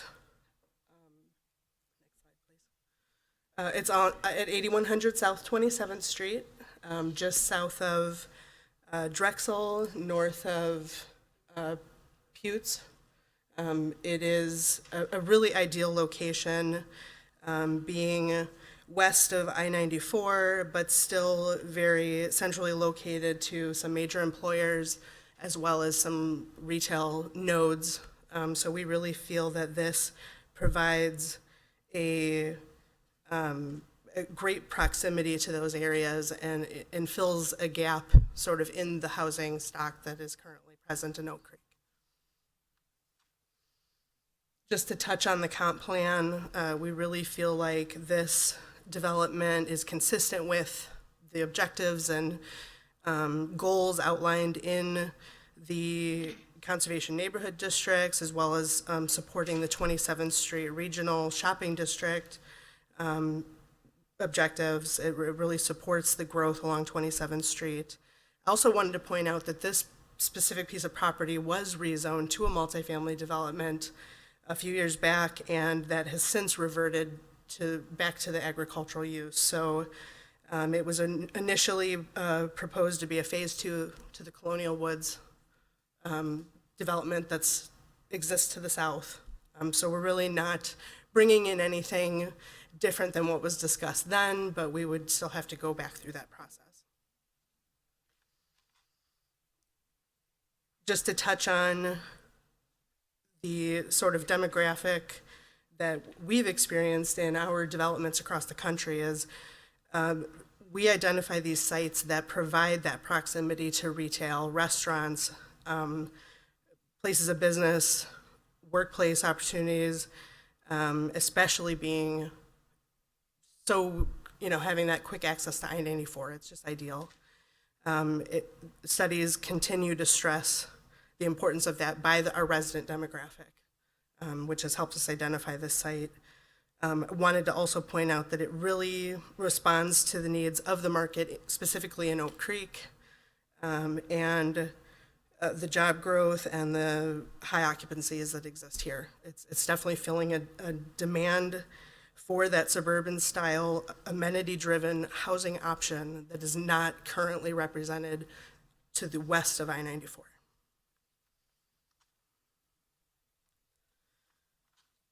I'm going to very quickly go through the nuts and bolts of the proposal. Again, this is all conceptual, so we're here to get feedback on this. To reiterate, it's a Class A market rate for rent community that we're speaking of. Consists of 240 units, direct access units, a mix of different unit types, from studio to 3-bedroom. And the unit sizes range from 625 square feet to about 1,400 square feet. Good mix of options for our potential residents. Again, as I mentioned, it's an amenity-driven development. So we're appealing to those residents that are looking for things such as, clubhouses and pools. They're looking for the fitness center, various parking options, whether it be surface, detached, attached. We'll have sort of an a la carte selection that they can figure out what works for them with their unit type, size, and parking. We have a car care facility, just to rinse it off. We're very pet friendly, so we'll have off-leash pet playgrounds for our residents. And all of our Springs communities are typically gated and fenced. That's something that our residents feel is important to them for many reasons, but it specifically sort of creates that control point to our community, knowing that guests, future tenants, need to go through the clubhouse as that control point, where our operations team can greet people and control who's coming and going. And then I just have some images of our amenities from other projects. It shows you the clubhouse, the various community spaces that we have for casual gatherings, fitness center, pool. Wanted to really highlight the high-quality exteriors that Continental has developed with our buildings. We've refined this over many years. We're constantly improving it. We really feel it's a superior product than what you see most frequently. It's a two-story direct access, like I said, but we are proposing a hardy plank, slab siding, some vertical siding, some brick. We really want to work in these different materials to create architectural interest, articulation in the buildings, varying roof heights, so that it's a really high quality elevation. And the next slide, I can get into a little bit more detail. I also brought the materials here if you want to get up and touch them and get close to them. They're very high quality, durable, low maintenance. But this kind of talks about how we've strategically placed these materials along with the articulation of the building to create a lot of interest, a lot of movement in the face of the facade, so it really prevents that feeling of this monolithic building. Again, two-story, direct access. We have some attached garages on one face of the building. It's four-sided architecture, though, so we have direct access doors to the units on all four faces. And then just really quickly to talk about the interior, high-quality interior finishes, large kitchens, a very open concept, walk-in closets, washer and dryer in every single unit, a lot of different floor plan options for the residents to pick from. Some photographs of some of our model units to show you how high quality the finishes are. And then just in summary, we're proposing a high quality townhome style housing options for the residents of Oak Creek. We really feel like this is an ideal location. We feel like we have a very complementary product to the community and the neighbors, and we're just here to get some input on these different aspects of it so we can decide how to proceed from here. I'm happy to answer any questions that you have. Okay, thank you. We'll open it up to the commissioners. Left to right. Ryan?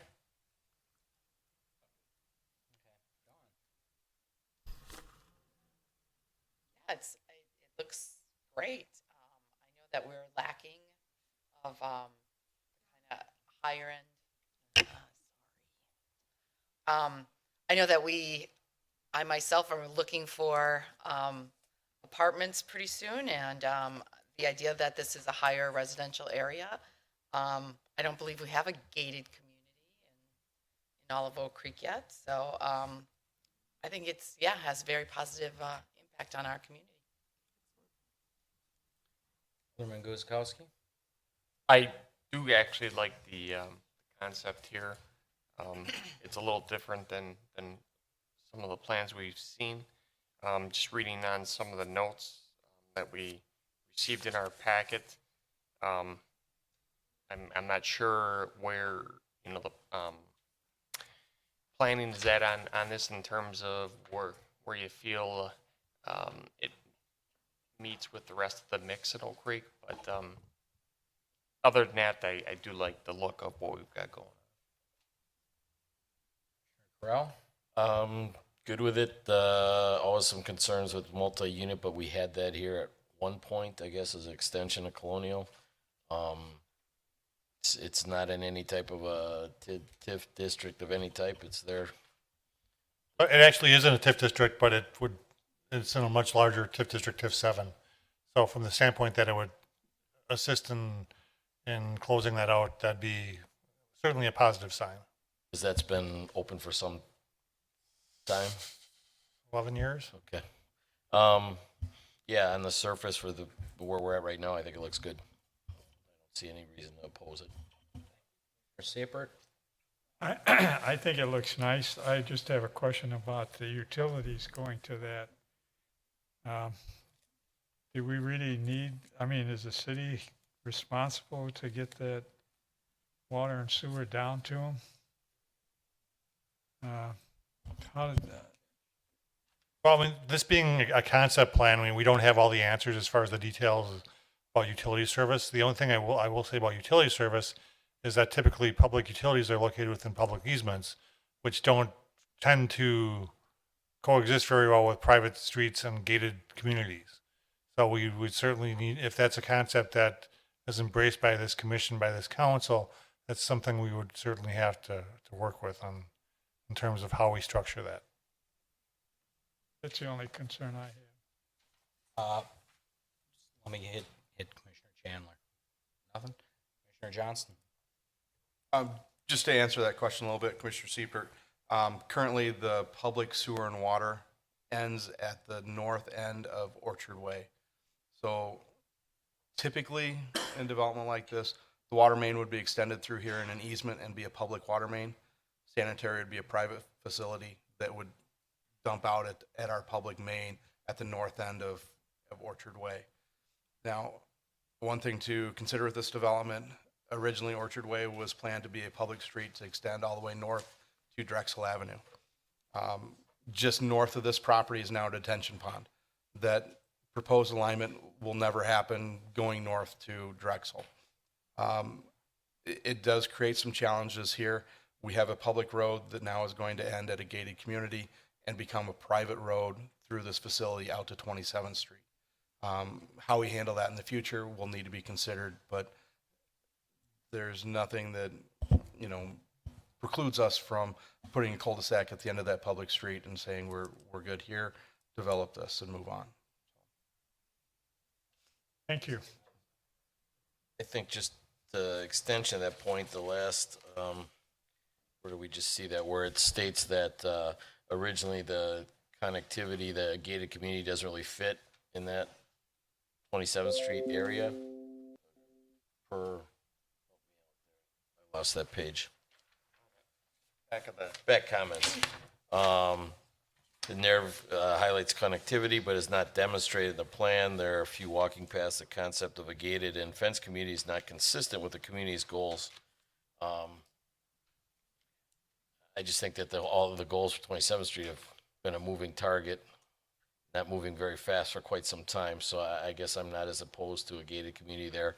I guess Commissioner Johnson hit it on the head, though. How do we deal with the road ending or extending? So that would be something we'd have to work through. Doug? Just a few questions. How many total units? 240? Correct. And how many garage spaces? Yeah. How many attached garages? I'll let the applicant, it's not in your report, but it's, 96 total. And do you feel that's an appropriate mix for a high-end community? well, I'm a garage guy. You can't have enough garage. I either got too much stuff or whatever. And I that's would like just to the, see. sorry to, I just wanted to clarify, that's the direct, that's the attached, and then we would also have an additional 56 detached. So you'd So, have so that's, and I'm sorry, that comes, I think we figured out that's probably about 2/3. 0.6 enclosed spaces per dwelling unit. Correct, about 63% of the. And that's, and I know you mentioned this kind of a la carte parking arrangement. I mean, one of the things, quite frankly, and to be just totally honest with you, I think your over-reliance on surface parking is really hurting your goals towards being that walkable, connected community. I mean, from the concept plan that we saw, I mean, walking through parking lots is not being connected. Again, that might be a little bit too personal, but I mean, you know, being located next to a major county park, but putting a fence around your development is not being connected. We can definitely we look think at, you can do better. we can definitely look at creating more pedestrian connectivity within the site and provide those pedestrian gates to access those adjacent amenities. We are conceptual. We still can work. Yeah, I agree. I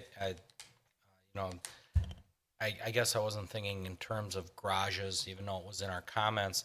I was thinking more about really, and I'll go to Assistant Chief Kresick on this. You have that amount of cars in the lot, and you bring a big truck in there, such as a fire engine. Is there turnaround space, that number of parked cars, is that cumbersome for you and your efforts to do what you have to do? Well, generally, yes. But we did have the opportunity to meet with Continental regarding this. It was a very, very positive discussion regarding their plans, and they gave us the opportunity to kind of lay out what we're looking for in the site. And I even seeing the conceptual plan, we see some of the pieces of the access through there. You know, certainly parked vehicles outside certainly cause some problems for us in some cases. The idea is to maintain your access roads to kind of alleviate that. So they kind of go together. You're going to have a lot of concrete with fire department requirements. You know, we need a lot of space. We're looking for a lot of access. You know, that doesn't always work well aesthetically, but, you know, we certainly try to work with developers to come up with the most beneficial access for the department while maintaining whatever their standards might be. Thank you. Keep in mind it is a discussion, it's a conceptual plan. I think there is some more work to do with planning regarding the connectivity, not only to the parks, but what have you, the walkways, and then definitely would probably take a little bit of look and see what we can work on this garage issue. Planning will really put you in the right direction. And again, I would just want to reiterate that we try to provide these various parking options so that we're not forcing anyone to pay for a garage that they're not going to use, because then they would end up just utilizing the surface parking, and then it can create an overall parking deficiency for the development as a whole. So we try to be sensitive to have a variety, and then we also have so much historical data from all of our developments on what the demand drivers are for these various parking options. So, but again, it's conceptual. It's definitely not set. Just to make sure we don't send the wrong message, and Doug brings up a valid point. When I look at the nice pictures and the layout in the garages, it looks real nice. When you look at the overall view, which I didn't catch at the first, the perimeter parking and almost the entire perimeter, kind of snuck by me. And I would think, just to make clear, I agree with Doug that the amount of garages, which I originally looked at as kind of being the majority of them had, indeed doesn't, and that perimeter parking would concern me. So just to give you the right feedback, I definitely have a parking concern. What is your proposed ratio for masonry brick on the buildings for the perimeter? Because we do have a minimum requirement of 65%. I'm not sure that these particular plans would meet that. They do not. The elevation that I showed you does not represent the 65% requirement. What I wanted to come in and show you is the care that has been taken to creating these elevations and having a variety of materials so that you can see it creates so much interest. And we definitely were here to get some feedback on that subject specifically. Because again, putting 65% masonry on this building may actually take away from the quality facade. Okay, so, but what is your percentage of masonry Currently, we are showing about 10%. on each side? Correct. And again, this is our standard. Carry at 65%.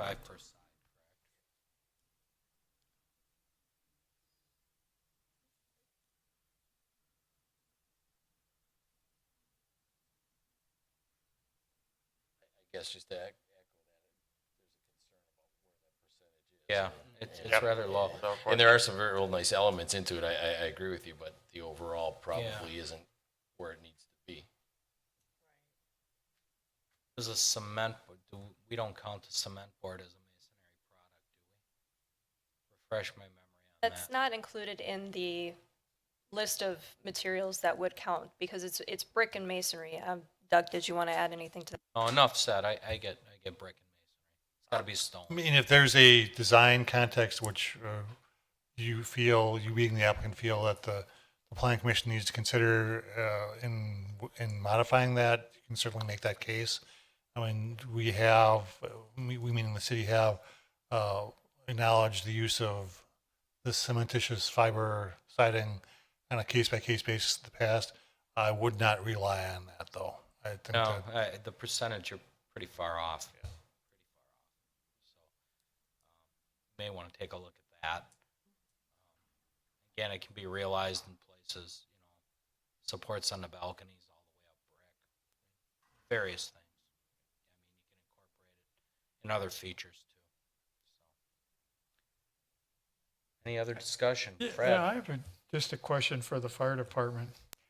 Do you feel there's any problem with just the one entrance to get in and out of? If something happened, how would you provide fire protection? And that's a great question. We did discuss that at our meeting. That secondary access to the southeast is an important element for us also. And I understand it's more than just the fire department there. There's other dynamics at play. So, we want to work, but we would want to be involved in that conversation. That does provide a secondary access to the site. I see on the map here they have access, but really where does it connect to and how do we hook into it? And that's where I was just curious. That access road is through Colonial Woods. Right. That comes up through Colonial Woods, which is part public and part private, I believe, in sections. So. Okay. That road is actually proposed to be, at least on our map, all public. So a portion of it which retains the utilities, because they're in right now, would have to remain public, but we'd be talking about possibly vacating the rest of that public right of way to the north. We're currently showing that emergency only access at the location of the existing road to the east of Colonial Woods. That's something we would be very cautiously considering we would, at this point in time, if you asked us to make that decision today, we would not support that. But we obviously got some work to do. Do we have enough direction to It scares me. refer them back to you for further discussion on this? Or are there other points we should bring up? Besides the roads, parking, the garages, the brick? But we have some concerns that have been raised in the report, so I would refer not only to the discussion here, but also to the report. I think we can definitely continue this conversation and refine the plans before it gets brought back to the commission. Anything else? Ma'am, did you want to? Sure, why not? Come on up. Few more minutes ain't gonna hurt, and you've been here all night. I ain't gonna say no. That's okay. Name and address, please. Joanne Stone, 2570 West Colonial Woods Drive. My first question is, if Orchard Way is public, but Colonial Woods is private, and if they're talking about a secondary entrance, possibly for emergency vehicles, and it's a private road?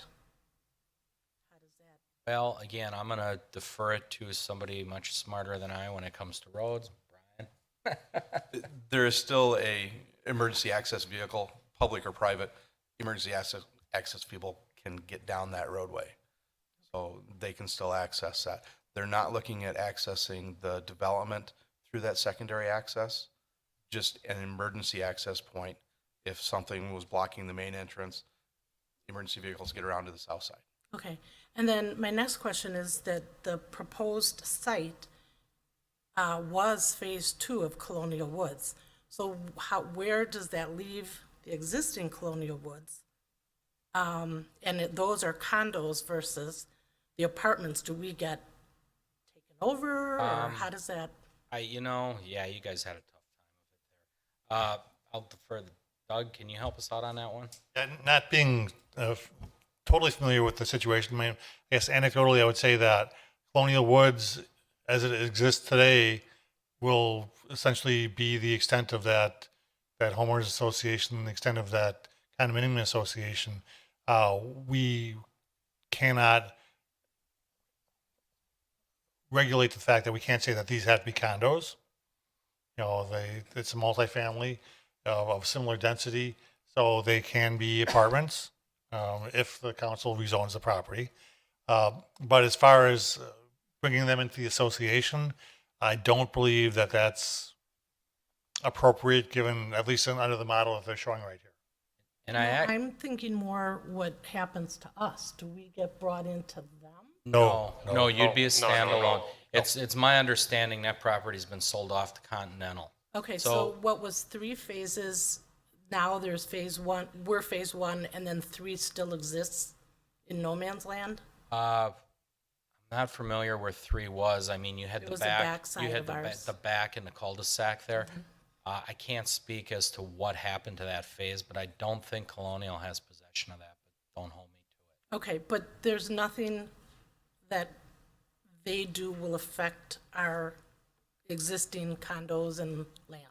No. I mean, I guess I would certainly, given what we know today, I'd say that the answer is no.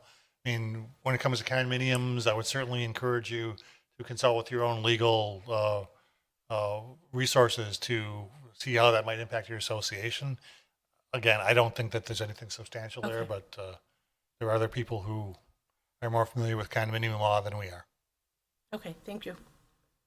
Come on up, ma'am. Name and address, please.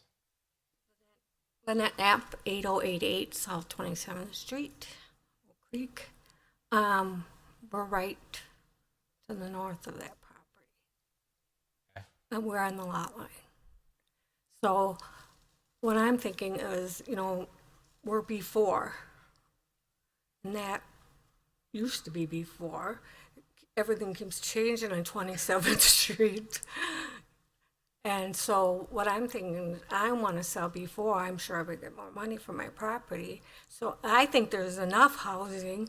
And why would you put housing on 27th Street? Wouldn't housing be more, wouldn't more,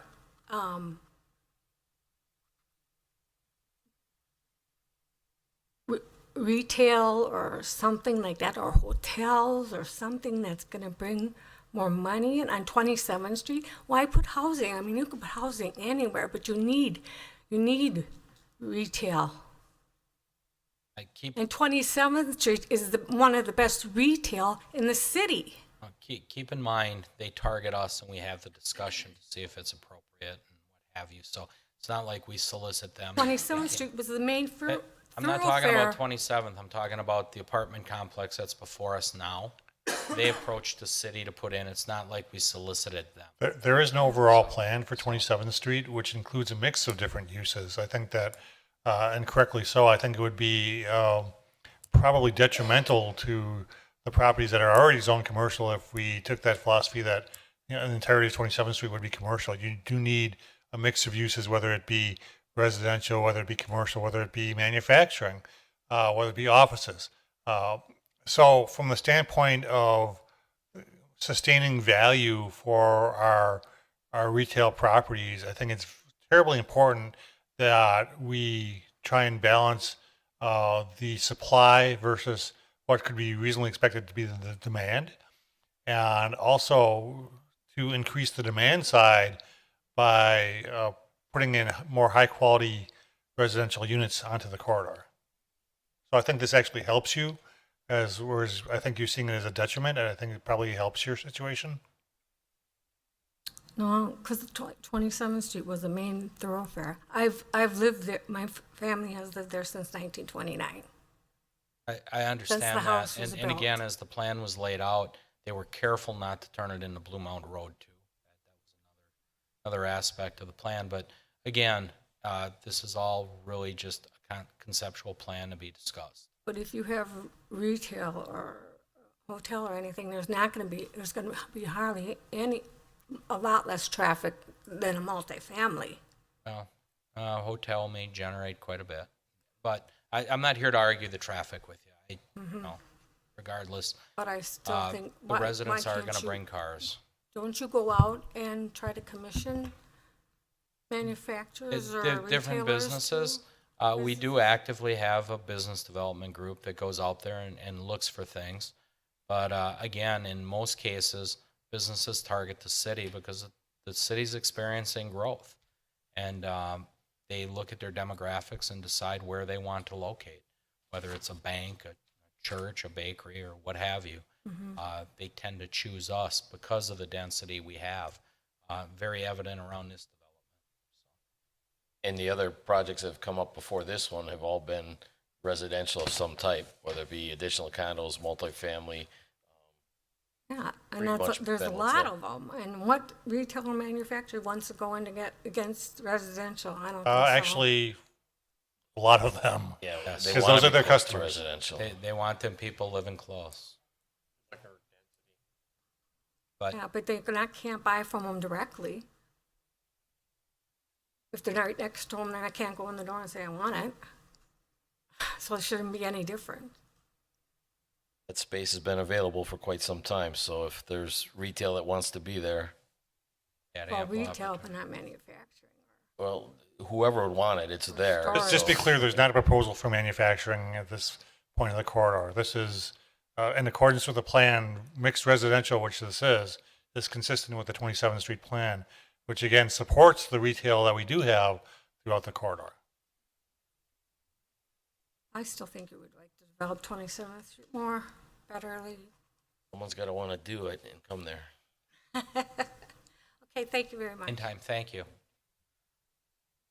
Okay, seeing no one else waving to come on up, we're going to move on to the next one. Thank you very much for coming in and please forward. Consult with our staff. Where are we? Holy cow. Gee.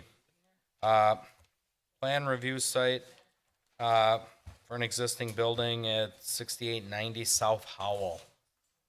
Who wants to take that one, please? I'll take that one.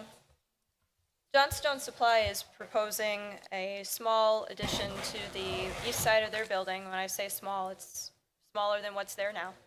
Can you hear me? Yep.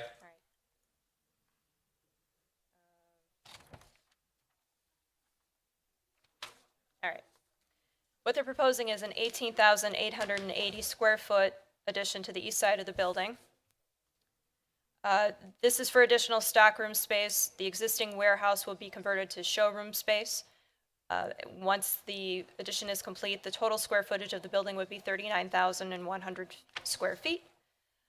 Setbacks appear to be met in the proposal. 1 new truck dock and 8 new parking stalls would be added to the north side of the proposed addition. The 8 stalls is in compliance with code requirements. Total parking for the entire development would be 44 stalls. Staff recommends and has had a brief conversation with the applicant's consultants regarding incorporating some minor landscaping in the island to the north of the proposed stalls, and they've indicated their willingness to do that. As a note, vegetation around the east and south sides of the building would also enhance the existing landscaping. These are the proposed elevations showing that the existing building would match the proposed addition. Split face and smooth CMU with blue metal coping and window frames are all proposed to be exactly the same as what's on the building right now. 3 windows would be on the north, 6 windows each on the south and east elevations. So this is a color rendering giving you an idea of what the continuation of the building would look like. There are roll-up doors proposed on the north to match the existing. Wall packs would be providing the lighting on the north elevation. There is no lighting on any of the other elevations that's been proposed. Any rooftop mechanicals, though not shown, I'm not sure that there would even be anything necessary for this addition, but if they are installed, any kind of roof, ground, or building mounted would need to be screened. Staff's recommendation is that the Plan Commission approves the site and building plan submitted by Charlie Chawla, PRC Investors LLC, for the property at 6890 South Howell Avenue, subject to conditions 1 through 5. Mr. Chairman. Thank you, Carrie. With that, we'll put it on to the commission for questions and comments. A question for the applicant.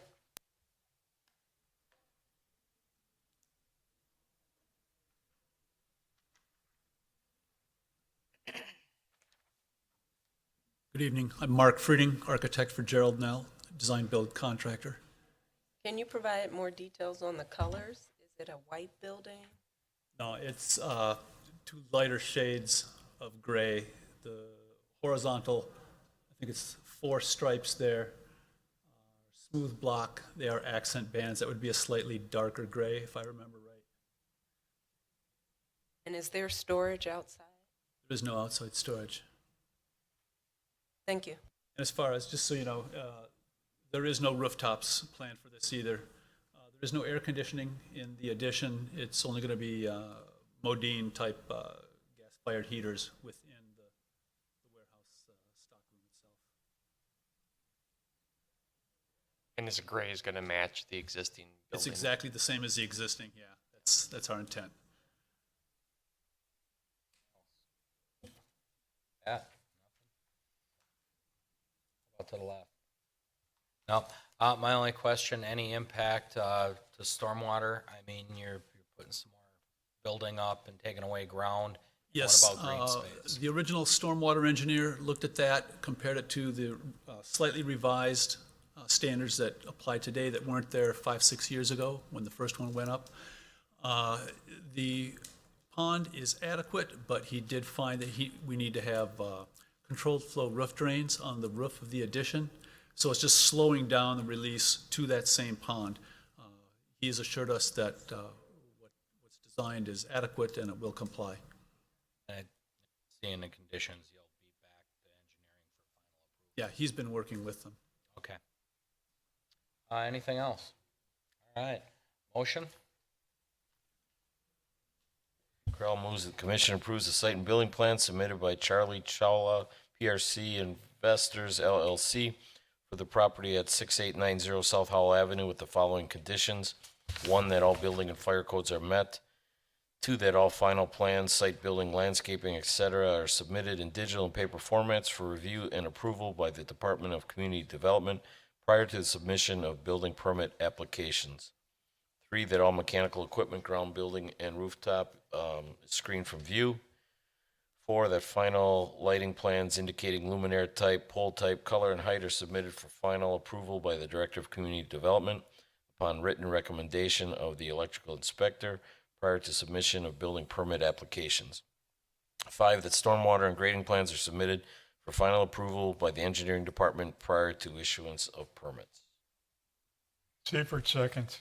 Roll call. Johnston, aye. Grillo, aye. Gavich, aye. Guzekowski, aye. Burrell, aye. Seifert, aye. Chandler, aye. And we are down to our last item, item 6I, zoning text amendment. Carrie, put it in perspective for us. At a previous meeting, at a couple of previous meetings, the Plan Commission had weighed the idea of allowing self-storage facilities in the B4 district, and the Plan Commission had decided that that was not appropriate. So they directed staff to look at alternative options, and one of them was the possibility of creating a new zoning district. And that is exactly what staff is proposing right now. We are proposing a new zoning district to be complementary to our manufacturing districts. We're calling it the LM1 Light Manufacturing District. This is actually supported directly by the comprehensive plan. In fact, we are directed to do something similar to this in the comprehensive plan. It's intended to be kind of a bridge, if you will, between the B4 district and the M1 district, providing a little bit of a, filling a gap between those two.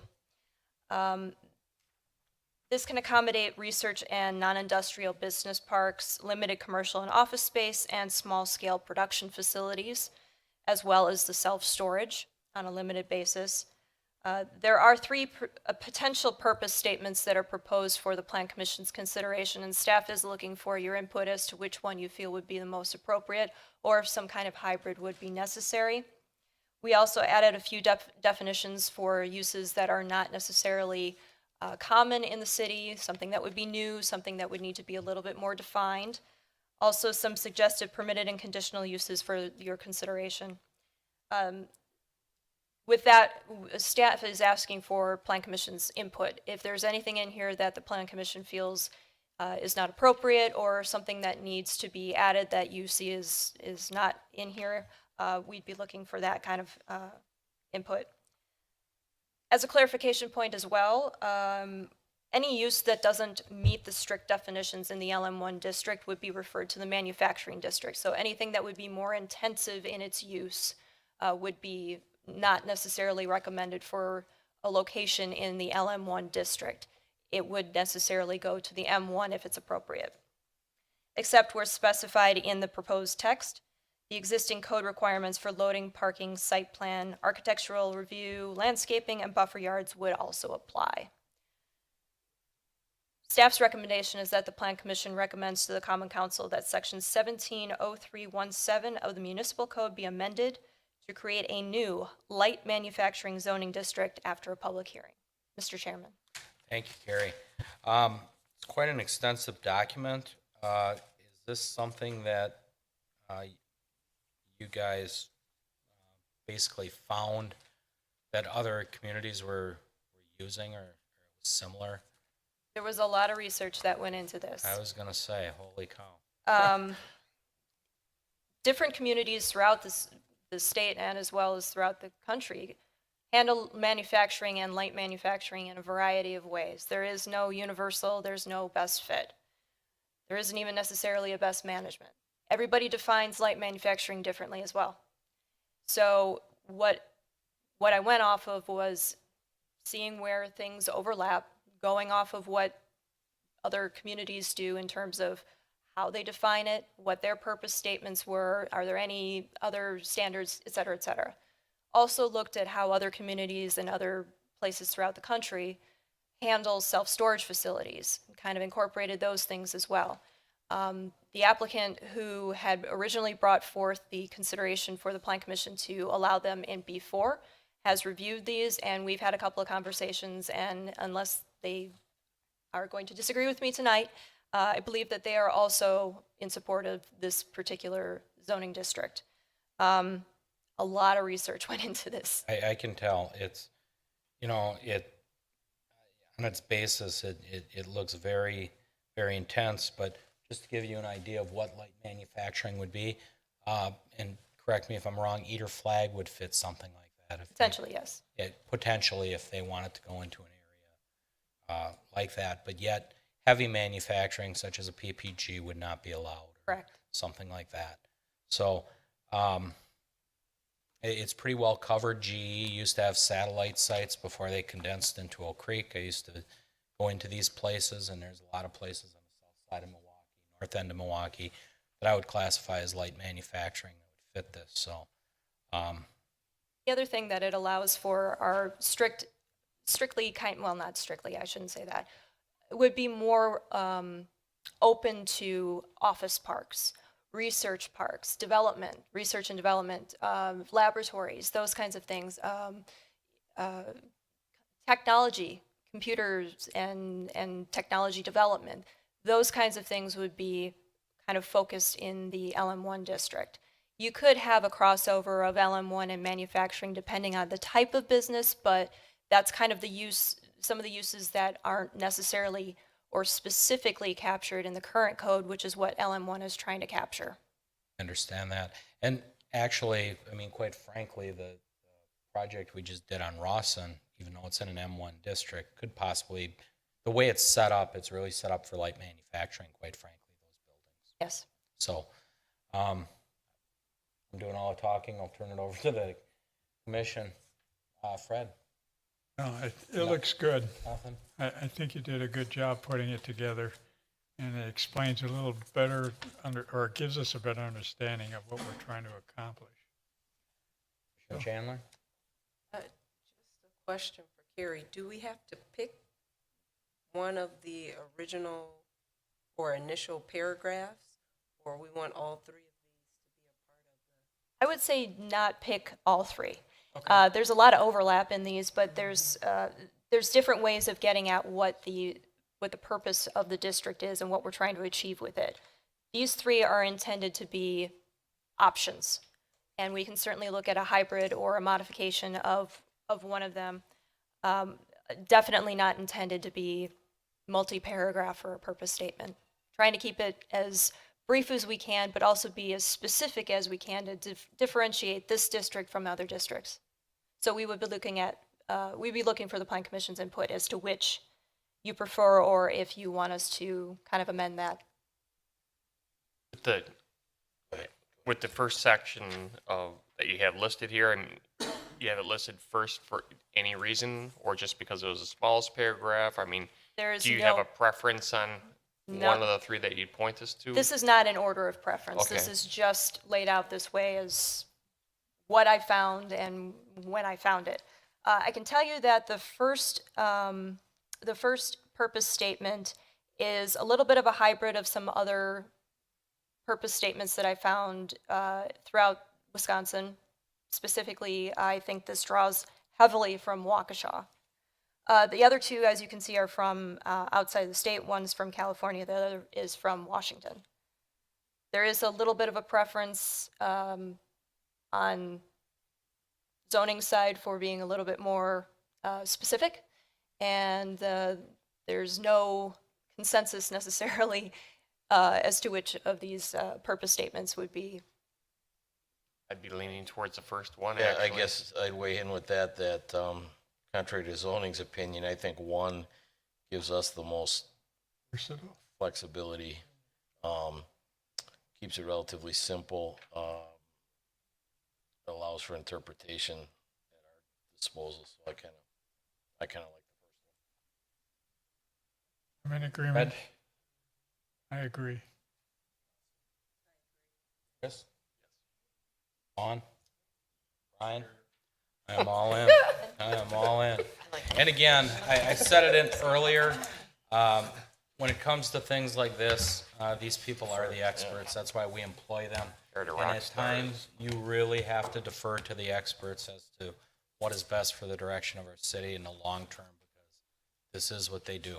So, Does the commission feel that the first paragraph as written is sufficient, or do you want to incorporate any of the other language from the other two paragraphs? Anything that you would like to be? Which one do you like? It's not my decision to Number make. two. I mean, put obviously, number you know that we, what do you like to? Yeah, obviously you feel we need it. that's why we're here, and we defer to your expertise.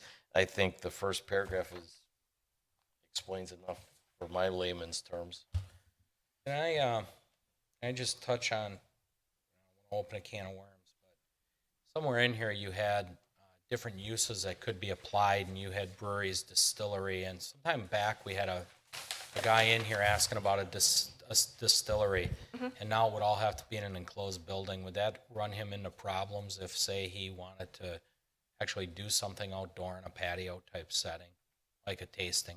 I'm picturing the place they got like down in the Third Ward. Additional use. Conditional use. Yeah, Okay. that's 50. All set then. Just need a motion on the recommendation.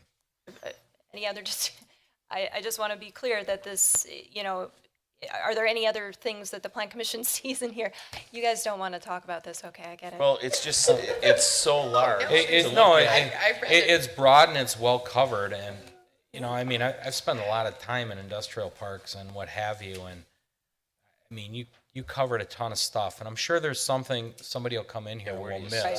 Some guy will come in here making yo-yos or something.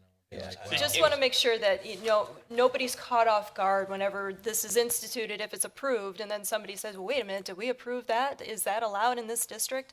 Just want to make sure that the commission is comfortable with what's in here. Well, it gives you flex, We've got nothing zoned this, correct? What's that? We have nothing that's, Correct. this is a new district, so there's nothing zoned that way, so we have the opportunity not to. That's correct. I want to just make sure that the proposed uses within the district are appropriate. I get it, but I think there gives some flexibility on both sides for zoning and planning, and then the plan commission. I don't know how you came up with this many examples. Does the- So to try and figure that out, I certainly have none to add. And if there's something that should be subtracted, I think that's where we get that opportunity when we determine if it fits. I guess I do have one question. In D, you got animal hospitals, boarding kennels, and facilities located not less than 300 feet from a residential area. If we did, just say, for instance, one of these buildings occurred, just take Chris's district, heading to the south there, does that hurt them if they put in like a central bark or something like that within 300 feet? Is that what our current code is? Is that where the number came from? That's what I'm asking. So, okay. Answered that. And then as far as the brewery's distillery goes and wineries, we got in maximum building size set at 20,000 gross square feet. That seems to limit growth somewhat if this is a very successful enterprise for somebody, or maximum retail, 50% of building, I get that, but what happened, you know, we've seen it time and time again where these places start to grow. The issue, granted, and that was considered. There was a lot of discussion about how do we define what is considered a small scale versus a large scale. There is no definition, again, and we looked to the state, we looked to other municipalities, we even looked, again, nationwide to see if there was any guidance as to how these things are regulated. Some people go by production. I don't think that's necessarily the correct way to go. I think that by limiting the size of the facility, it puts potential conflicts, it tries to eliminate those potential conflicts with neighboring areas, neighboring uses, and saying maybe manufacturing is actually more appropriate for you. And keep in mind that when the gentleman that came to us with the distillery option in the first place, he was actually looking to locate in a portion of a building that was, I think, half this size. So this is really aiming at small scale, not something that would be larger necessarily. If you want to have a discussion about what that gross square footage might actually be, this is for discussion, obviously, but you know, those were the things that we thought about. We don't want to limit production by barrels or volume or anything like that. 20,000 seemed to be kind of an appropriate jumping off point. Some of the different regulations calculate whether someone's a craft brewery master, where they can go, and if something outgrows this, they may then see themselves fitting into a manufacturing district, not this, but I think there's plenty for being a new district to accommodate a pretty sizable operation. And I do think there's some that outgrow and there become a determination of what they actually are, and they're going to relocate anyway. Okay. We didn't want to And get we have into that it. ability in a different district. We didn't want to get into an area where we were trying to define micro or craft or anything like that, because those definitions go all over the place as well. So we just figured if we just say breweries, distilleries, and wineries, you have a maximum square footage that you can use for certain things. If you outgrow that, we're going to recommend that you go to the manufacturing district where you'd have more room to grow. And potentially have less impact on your neighbors in terms of trucking and hours of operation, the type of thing that you're manufacturing. I mean, if you're going to have a brewery there might be some other potential nuisance type things that we would want to regulate. Would auto body shops, things of that nature fit in here too? I don't believe that we included that in here, no. Automotive shops, things of that nature? No. I see we got indoor commercial recreation facilities, and we had long discussions over that too in EM1. Boy, a lot of this just really overlaps. Some of it does, that's, yeah. Very good though. The only other question that I had, on page 4, under 16D, we had initially put in hours of operation.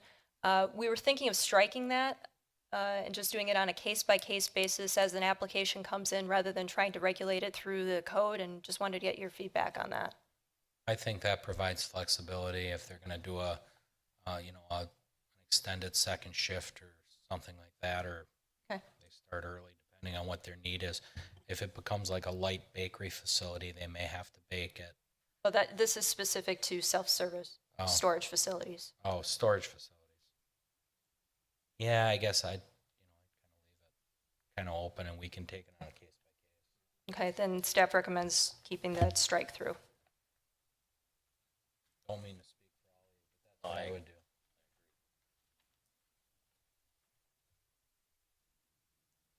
So if I'm hearing the commission, everybody likes the purpose statement number 1, don't alter it, and keep out the hours of operation for self-service storage facilities. What is the direction? Quick question, so what do we have for M1 for hours of operation? Is it included? No.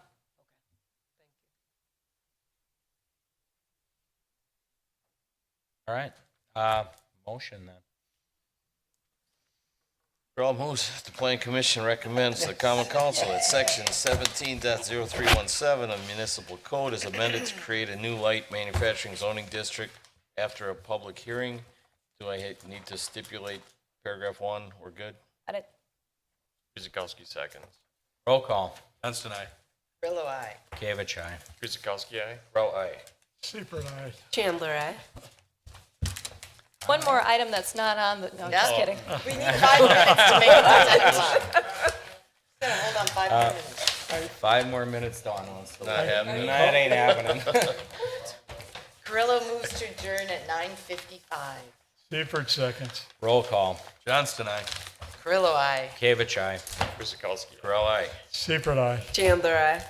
Thank you to all that stayed on long enough to keep watching. Appreciate it. And again, thank you to the staff. Very contentious issues here, and they did a dynamite job lining it up for us. So thanks to the staff, and good night.